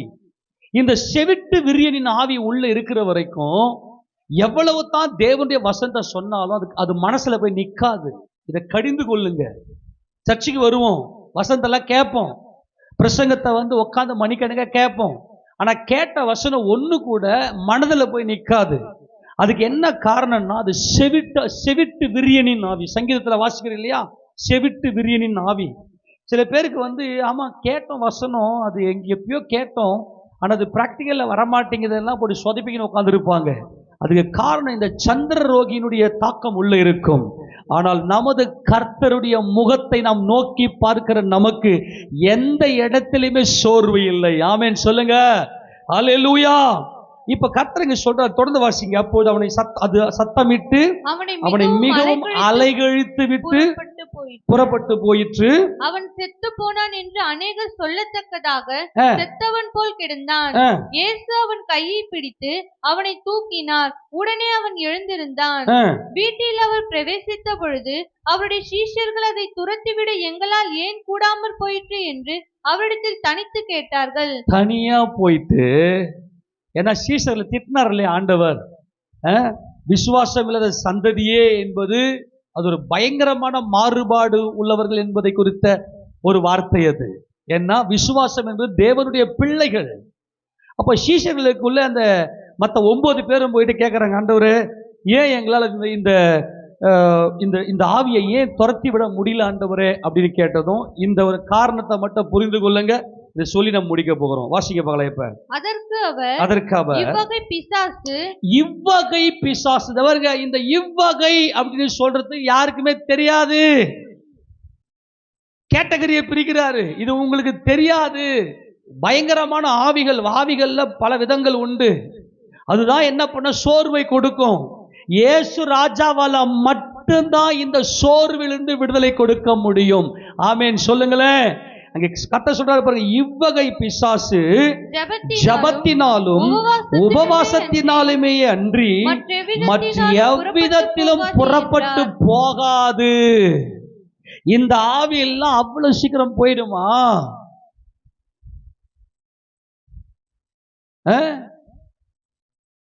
இது குடும்பத்தின் சாபத்தினுடைய உச்சத்துல போய் இருப்பீங்க. அந்த ஸ்டேஜுக்கு வருவீங்க நீங்க சர்ச்சுக்கு. குடும்பத்தினுடைய சாபத்துடைய உச்சத்துல அது போவே போவாதான். எப்படிதான் போகும் ஆண்டவரே? அது ஜபத்திலும் உபவாசத்திலும். இந்த உபவாசம் என்பது என்ன அப்படின்னா, இந்த மாம்சத்துக்கான பலனை வெறுத்து, நம்முடைய சாப்பாடை வெறுத்து, ரெண்டு காரியம் நடக்கும். உபவாசம் என்பது 2 காரியம். ஒன்று, இந்த சாப்பாடை வெறுத்து தேவனுடைய வார்த்தையாகிய சாப்பாடு, தேவனுடைய வார்த்தையை நல்லா உள்ள வச்சு நிரப்பி, நம்முடைய ஆத்துமாவை நல்லா நிரப்பி கரெக்டா அந்த வசனத்தை வச்சு அடிச்சாதான் அந்த ஆவி ஓடும். உள்ளுக்குள்ள என்ன நடக்குது யாருக்குமே ஒன்றும் தெரிய போறது, சொன்னாலும் புரிய போறதும் கிடையாது. அமைதியா இருந்துடலாம். இதுல வேற உள்ள வந்து புதுன்னு இல்லாதெல்லாம் சொல்றது. இந்த ஆவிலாம் சும்மா இல்லை. இப்ப ஏசப்பன் நாமத்துல நீங்க வர்றீங்க, ஜெபம் பண்றோம், ஜெபிக்க என்ன பண்ண ஓடும். இந்த வசனத்தெல்லாம் கேட்க ஓடி போயிடும். இந்த ஆவிகள்லாம் சிந்தனை எல்லாம் மாறிடும். யாருக்கு தான் இந்த ஆவிகள்லாம் பயந்து ஓடும் அப்படின்னா, தன்னுடைய ஆத்துமாவில் தேவனுடைய வார்த்தையின் உடன்படிக்கையில இருக்கிறவங்களால மட்டும்தான் இந்த ஆவிகள்லாம் ஓட்ட முடியும். ஏன்னா மோசே என்ன செய்தார் அப்படின்னா, 40 நாள் இரவும் பகலும் புசியாமலும் குடியாமலும் உபவாசத்தில் இருந்தார். இந்த உடலுக்கு சாப்பாடு கொடுக்கல, தன்னுடைய ஆத்துமாவை பலத்துல நிரப்பினார், சத்துவத்துல நிரப்பினார். இந்த சத்துவமும் இந்த பலத்துல மட்டும்தான் எல்லா சோர்வையும் உடைக்க முடியும். நான் சொல்லி முடிக்கிறேன். இந்த சத்துவத்திலும் இந்த பலத்திலும் மட்டும், தேவ வசனத்தினுடைய சத்துவம், தேவ வசனத்தினுடைய பலத்துல மட்டும்தான் இந்த உபவாசம் என்பது தேவனுடைய வார்த்தையின் பலன், தேவனுடைய வார்த்தையின் சத்துவம். அது வசனத்துல நீ எந்த அளவுக்கு பலனடையறியோ அந்த அளவுக்கு சோர்வு நீங்கும். இயேசு கிறிஸ்துவின் நாமத்துல நீ ஜெபிக்கிற ஜபத்துக்கு அவ்வளவு பெரிய வல்லமை கிடைக்கும்.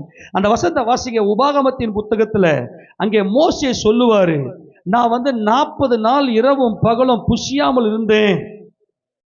அதுதான் இந்த உபவாசம், தேவனுடைய வார்த்தையை பெற்றுக்கொண்டு வரும்படி. இதே 9வது அதிகாரம் திருப்பிக் கொள்ளுங்க. உபாகமத்தின் புத்தகம் 9வது அதிகாரத்துல அங்கே 18ஆம் வசனத்தை வாசிங்க பார்க்கலாம். கர்த்தரை கோபப்படுத்துவதற்கு நீங்கள் கர்த்தரை கோபப்படுத்துவதற்கு நீங்கள் அவருடைய அவருடைய சமூகத்தில் சமூகத்தில் பொல்லாப்பு செய்து நடப்பித்த அந்த கோபம் வந்துகிட்டே இருக்கு பாத்தீங்களா இன்னைக்கு. நீ அனுபவிக்கிற எல்லா துன்பத்துக்கும் காரணம் என்னன்னா நீ செய்த பாவம். அந்த பாவத்தினாலே தேவ கோபம் இருக்கிறது. அந்த கோபத்திலிருந்து விடுதலையை கொடுத்து நான் என்னைக்குமே உன் மேல கோபமா இருப்பது இல்லை, நான் உன்னை சோர்ந்து போக விடமாட்டேன்னு தான் கர்த்தர் பேசுறாரு. ஒரே ஒரு ரகசியத்தை சொல்றேன். ஆமா ஆண்டவரே, உங்க வசனத்தை என் இருதயத்தில் நிரப்பலையே, உங்க வசனத்தின் வழியில நான் நிற்கலையே. யாக்கோபு சொன்னா இல்லையா, என் வழி கர்த்தருக்கு மறைவாயிற்று, என் நியாயம் தேவனுக்கு எடுபடவில்லைன்னு. நல்லா கவனிங்க. அப்படி அந்த பாதையில போகிறவனுக்கே சோர்வு வந்தாலும் கர்த்தர் சோர்ந்து போவதில்லை என்று நமக்கு வாக்குத்தத்தம் கொடுத்திருக்கிறார். இன்னைக்கு ஆண்டவர் சொல்றாரு என்னன்னா, அப்படி அவருடைய வழியெல்லாம் அறியாம அவருக்கு விரோதமான பாதையில போனதுனால கர்த்தருடைய கோபம் உங்க மேல இருந்துச்சு. நல்லா கவனிங்க, நல்லா கவனிங்க. ஊழியக்காரனை புரிந்து கொள்ளுங்க, ஊழியக்காரனை புரிந்து கொள்ளுங்க. ஏதோ வரோம், ஜெபம் பண்றோம், ஏதோ போறோம் அப்படி இல்லை. சரி வரீங்க, பிரச்சனை வரீங்க, ஜெபம் பண்றோம், நடக்கல, உங்க பிரச்சனை மாறல. சரி உடனே என்ன பண்ண, அடுத்த ஸ்டேஜ் நான் யோசிக்கணும். ஆண்டவரே இவங்க மேல என்ன வச்சிருக்கிறீங்க, நீங்க கிருபை பாராட்டுங்க ஆண்டவரே. நீங்க என்ன பண்றதுன்னா, ஆமா போனோம், ஜெபம் பண்ணோம், ஒன்றும் நடக்கலையே, எல்லாமே அவிசுவாசம். ஏற்கனவே கோபம், இப்ப கோபத்தின் மேல கோபம். தொடர்ந்து அவரை பற்றி கொண்டு கர்த்தருடைய வார்த்தையின் மேல ஒரு நம்பிக்கையை விசுவாசத்தை பற்றி கொண்டிருக்கும் போது தான் எல்லா விதமான இந்த சந்திர ரோகியும் வெளியேறும். உங்க குடும்பத்தை விட்டு இந்த சந்திர ரோகி வெளியேறுக்குதானே பார்த்துக்குங்க. எப்படி கண்டுபிடிக்கலாம்னா, சில பார்த்தீங்கன்னா வீட்டில் இந்த கீச்சாங் கத்துக்கு பார்த்தீங்களா, ஒரு நாள் கத்துச்சு பார்த்தீங்களா, என்னடா இது ஆம்பளை சிஸ்டர், இந்த பிஎஸ் சிஸ்டர் என்ன வருதா இல்லை எங்கடா வருது, எல்லாரையும் அப்படியே குழப்பி விட்டுச்சு பாருங்க. பார்த்தீங்களா இல்லையா, கீச்சான் கத்துச்சு பாருங்க. அந்த மாதிரி சில கீச்சான்கள் வீட்டில் எப்போ பார்த்தாலும் கத்திக்கினே இருக்கும், எதனாவது பேசிக்கினே இருக்கும், அலகழிச்சுக்கினே இருக்கும். அப்படின்னா உள்ள அந்த சந்திர ரோகி போகல. அதுக்கு ஒரே ஒரு வழி, உபவாசம். உபவாசம் என்பது தேவனுடைய வார்த்தையின் பலன், தேவனுடைய வார்த்தையின் சத்துவத்தினால் நம்முடைய ஆத்துமாவை நிரப்பினாத்தான் நம்ம வீட்டை விட்டு இந்த கிச்சான்கள் ஓடும். முயற்சி பண்ணுங்க. அப்படி இல்லையா, வாங்க ஜெபம் பண்ணுங்க, ஜெபம் பண்ணிக்குள்ள வாங்க, நாங்கள் ஜெபிக்கிறோம். கர்த்தருடைய பரிசுத்த நாமத்துக்கு ஸ்தோத்திரம். இப்ப அதுதான் மோசேஸ், உங்க தேவ கோபம் உங்க மேல இருந்துச்சுடா, அதை சொல்லி புரிய வைக்கணும். சொன்னாக்கா பயம், ஐயோ நாங்க என்ன பெருசா பண்ணிட்டோம், நாங்க என்ன பெரிய தேவ கோபத்தை நாங்க பண்ணிட்டோம் அப்படின்னு வர கேள்வி கேட்கறது. அதுதான் பரிசுத்த ஆவியுடைய அபிஷேகம் இருந்தா தான் நீங்க பண்ண பாவத்தை சொன்னா ஏத்துக்க முடியும். ஏன்னா அவர் பாவத்தை குறித்து, நீதியை குறித்து, நியாயத்தீர்ப்பை குறித்து கண்டித்து உணர்த்துகிறவர். இந்த சுயநீதியில் இருக்கிறவங்களுக்கு ஒரு சின்ன பிரச்சனை, இது மாதிரி தப்பு, இது செய்யக்கூடாதுன்னா ஐயோ அது ஒன்றும் பெருசு இல்லையே, நாங்க என்ன பெருசா பண்ணிட்டோம் அப்படின்னு கேட்பீங்க. ஆனா மோசே டைரக்டா கடிந்து கொள்றாரு. எல்லாம் சந்திர ரோகியில மனக்குழப்பத்துல மாட்டிக்கிறீங்கடா, சோர்ந்து போய் உட்காந்துங்கிறீங்கடா. அதுக்கு காரணம் என்னன்னா, கர்த்தரை கோபப்படுத்துகிறதுக்கு நீங்கள் அவருடைய சமூகத்தில் பொல்லாப்பு செய்து நடப்பித்த உங்களுடைய சகல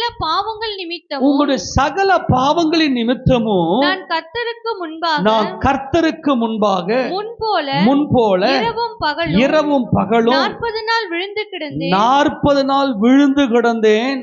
நான் அப்பம் புசிக்கவும் இல்லை, தண்ணீர் குடிக்கவும் இல்லை. கர்த்தர் உங்களை அழிக்கும்படி உங்கள் மேல் கொண்டிருந்த கோபத்திற்கும் உக்கிரத்திற்கும் பயந்திருந்தேன். கர்த்தர் அந்த முறையும் என் மன்றாட்டை கேட்டார். கரங்களை விட்டு சொல்லாமா, அந்த முறையும் என் மன்றாட்டை கேட்டார். ஆண்டவரே இவர்கள் மேல சோர்ந்து போயிருக்கிற இவர்களுக்கு பலன் கொடுங்கப்பான்னு சொல்லி அந்த உபவாசம் என்கின்ற அந்த அனுபவத்துல மட்டும்தான் உங்களுடைய சோர்வை ஓட்ட முடியும். உங்க வாழ்க்கையில் ஏற்படுகிற தோல்விகள், நெருக்கங்கள், போராட்டங்கள், பிரச்சனைகளுக்கு எல்லாருக்கும் முற்றுப்புள்ளி வைக்கிற இடம் எதுன்னா உபவாசத்துல. அதற்கு இது 2வது முறை சொல்றாரு. நான் 2வது முறையோன்னு அப்படிதான் இருந்தேன்னு. நான் சொல்லிட்டவா, 2வது முறையும் நான் 40 நாள் உபவாசித்து கிடந்தேன். காரணம், உங்க மேல அவ்வளவு கோபம் இருந்துச்சு. ஆனால் இரக்கமுள்ள இயேசு கிறிஸ்து, இரக்கத்தில் ஐஸ்வர்யம் உள்ள கர்த்தர், ஆண்டவரே உங்க முகத்தை இவர்கள் மேல பிரகாசிக்க செய்யுமையா என்று சொல்லி ஜெபித்த போது அந்த நேரத்தில் மன்றாட்டை கேட்டார்.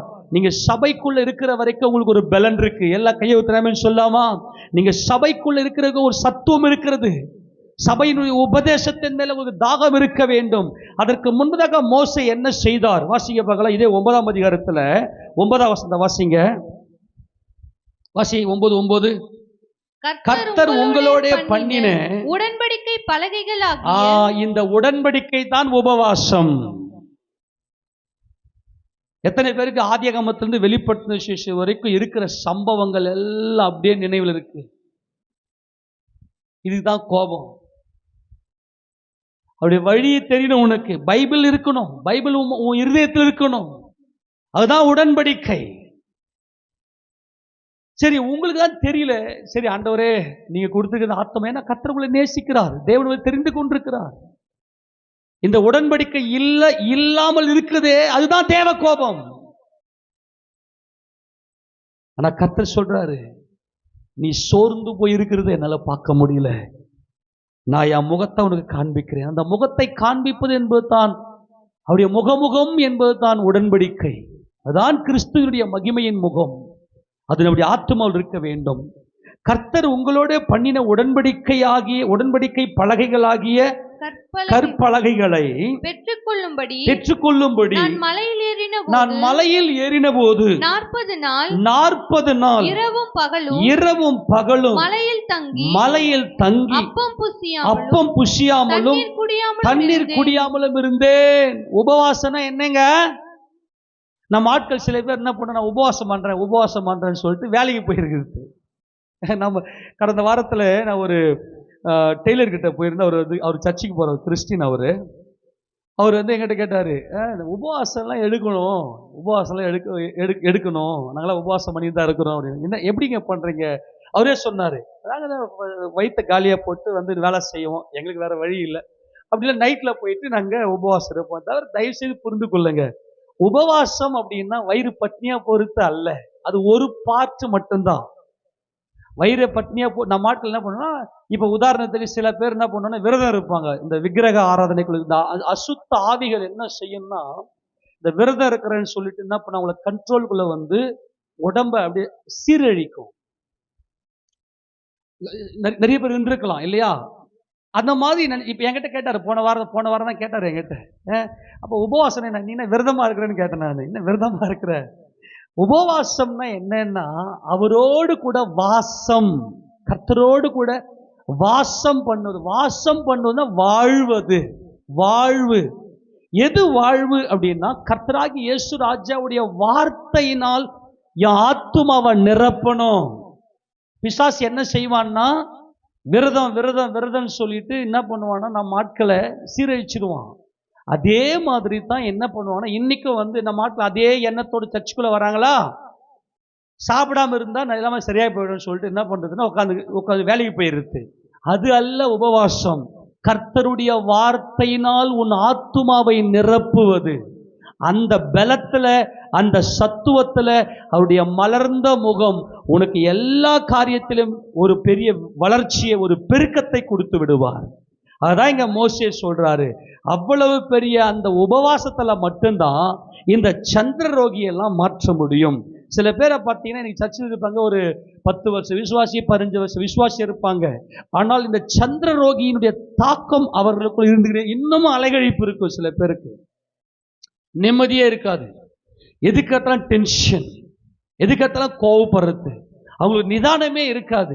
அப்போ இவர்கள் தங்களை பலப்படுத்தி கொண்டு அந்த சோர்விலிருந்து விடுதலையாக வேண்டுமே ஆனால் உபவாசம் என்றால் உடன்படிக்கையின் வார்த்தைகள், தேவனுடைய வார்த்தையின் உடன்படிக்கைகள் உங்கள் இருதயத்துக்குள்ள இருக்கும் போது எல்லா விதமான சோர்வுக்கும் நீங்களாகி நீங்க அவ்வளவு ஃப்ரெஷ்ஷா நின்னலாம். ஆமென் சொல்லுங்க. கையை ஊத்துற ஆமென் சொல்லுங்க பார்க்கலாம். இந்த ஒரு பலன் நமக்குள்ள வந்துருச்சுன்னா, நம்முடைய ஆத்துமாவுல பலன் வந்துருச்சுன்னா, எல்லாவற்றையும் நின்று கொண்டு நல்ல ஒரு மகிமையான காரியத்தை நம்ம செய்து முடிக்கலாம். ஆக இன்றைக்கு உங்களுக்கு எந்த விதத்திலும் சோர்வு வராது. தேவன் நமக்கு அப்படிப்பட்ட உடன்படிக்கையை கொடுக்கிறார். அங்கே தண்ணீர் குடியாமலும் அப்பம் புசியாமலும் இருந்த கர்த்தரே சொல்றாரு. கர்த்தரே சொல்றாரு, எல்லாமே எல்லா நேரத்தில் நடக்கிறது இல்லை. ஏன் ஆண்டவரே எங்களால் இது துரத்த முடியல அப்படின்னு கேட்கும்போது, ஏன் ஆண்டவரே இன்னமும் என் வாழ்க்கையில ஒரு சோர்வு, ஏன் ஆண்டவரே இன்னமும் சோர்வு அப்படின்னா, ஒன்றும் பிரச்சனை இல்லைப்பா, நீ என் நாமத்துல துரத்திட்டு போயிடு அப்படின்னா கர்த்தர் சொல்றாரு. ஏசப்பா நாமத்தை துரத்தினா ஓடி போயிடும், அது பேய் பிசாசு.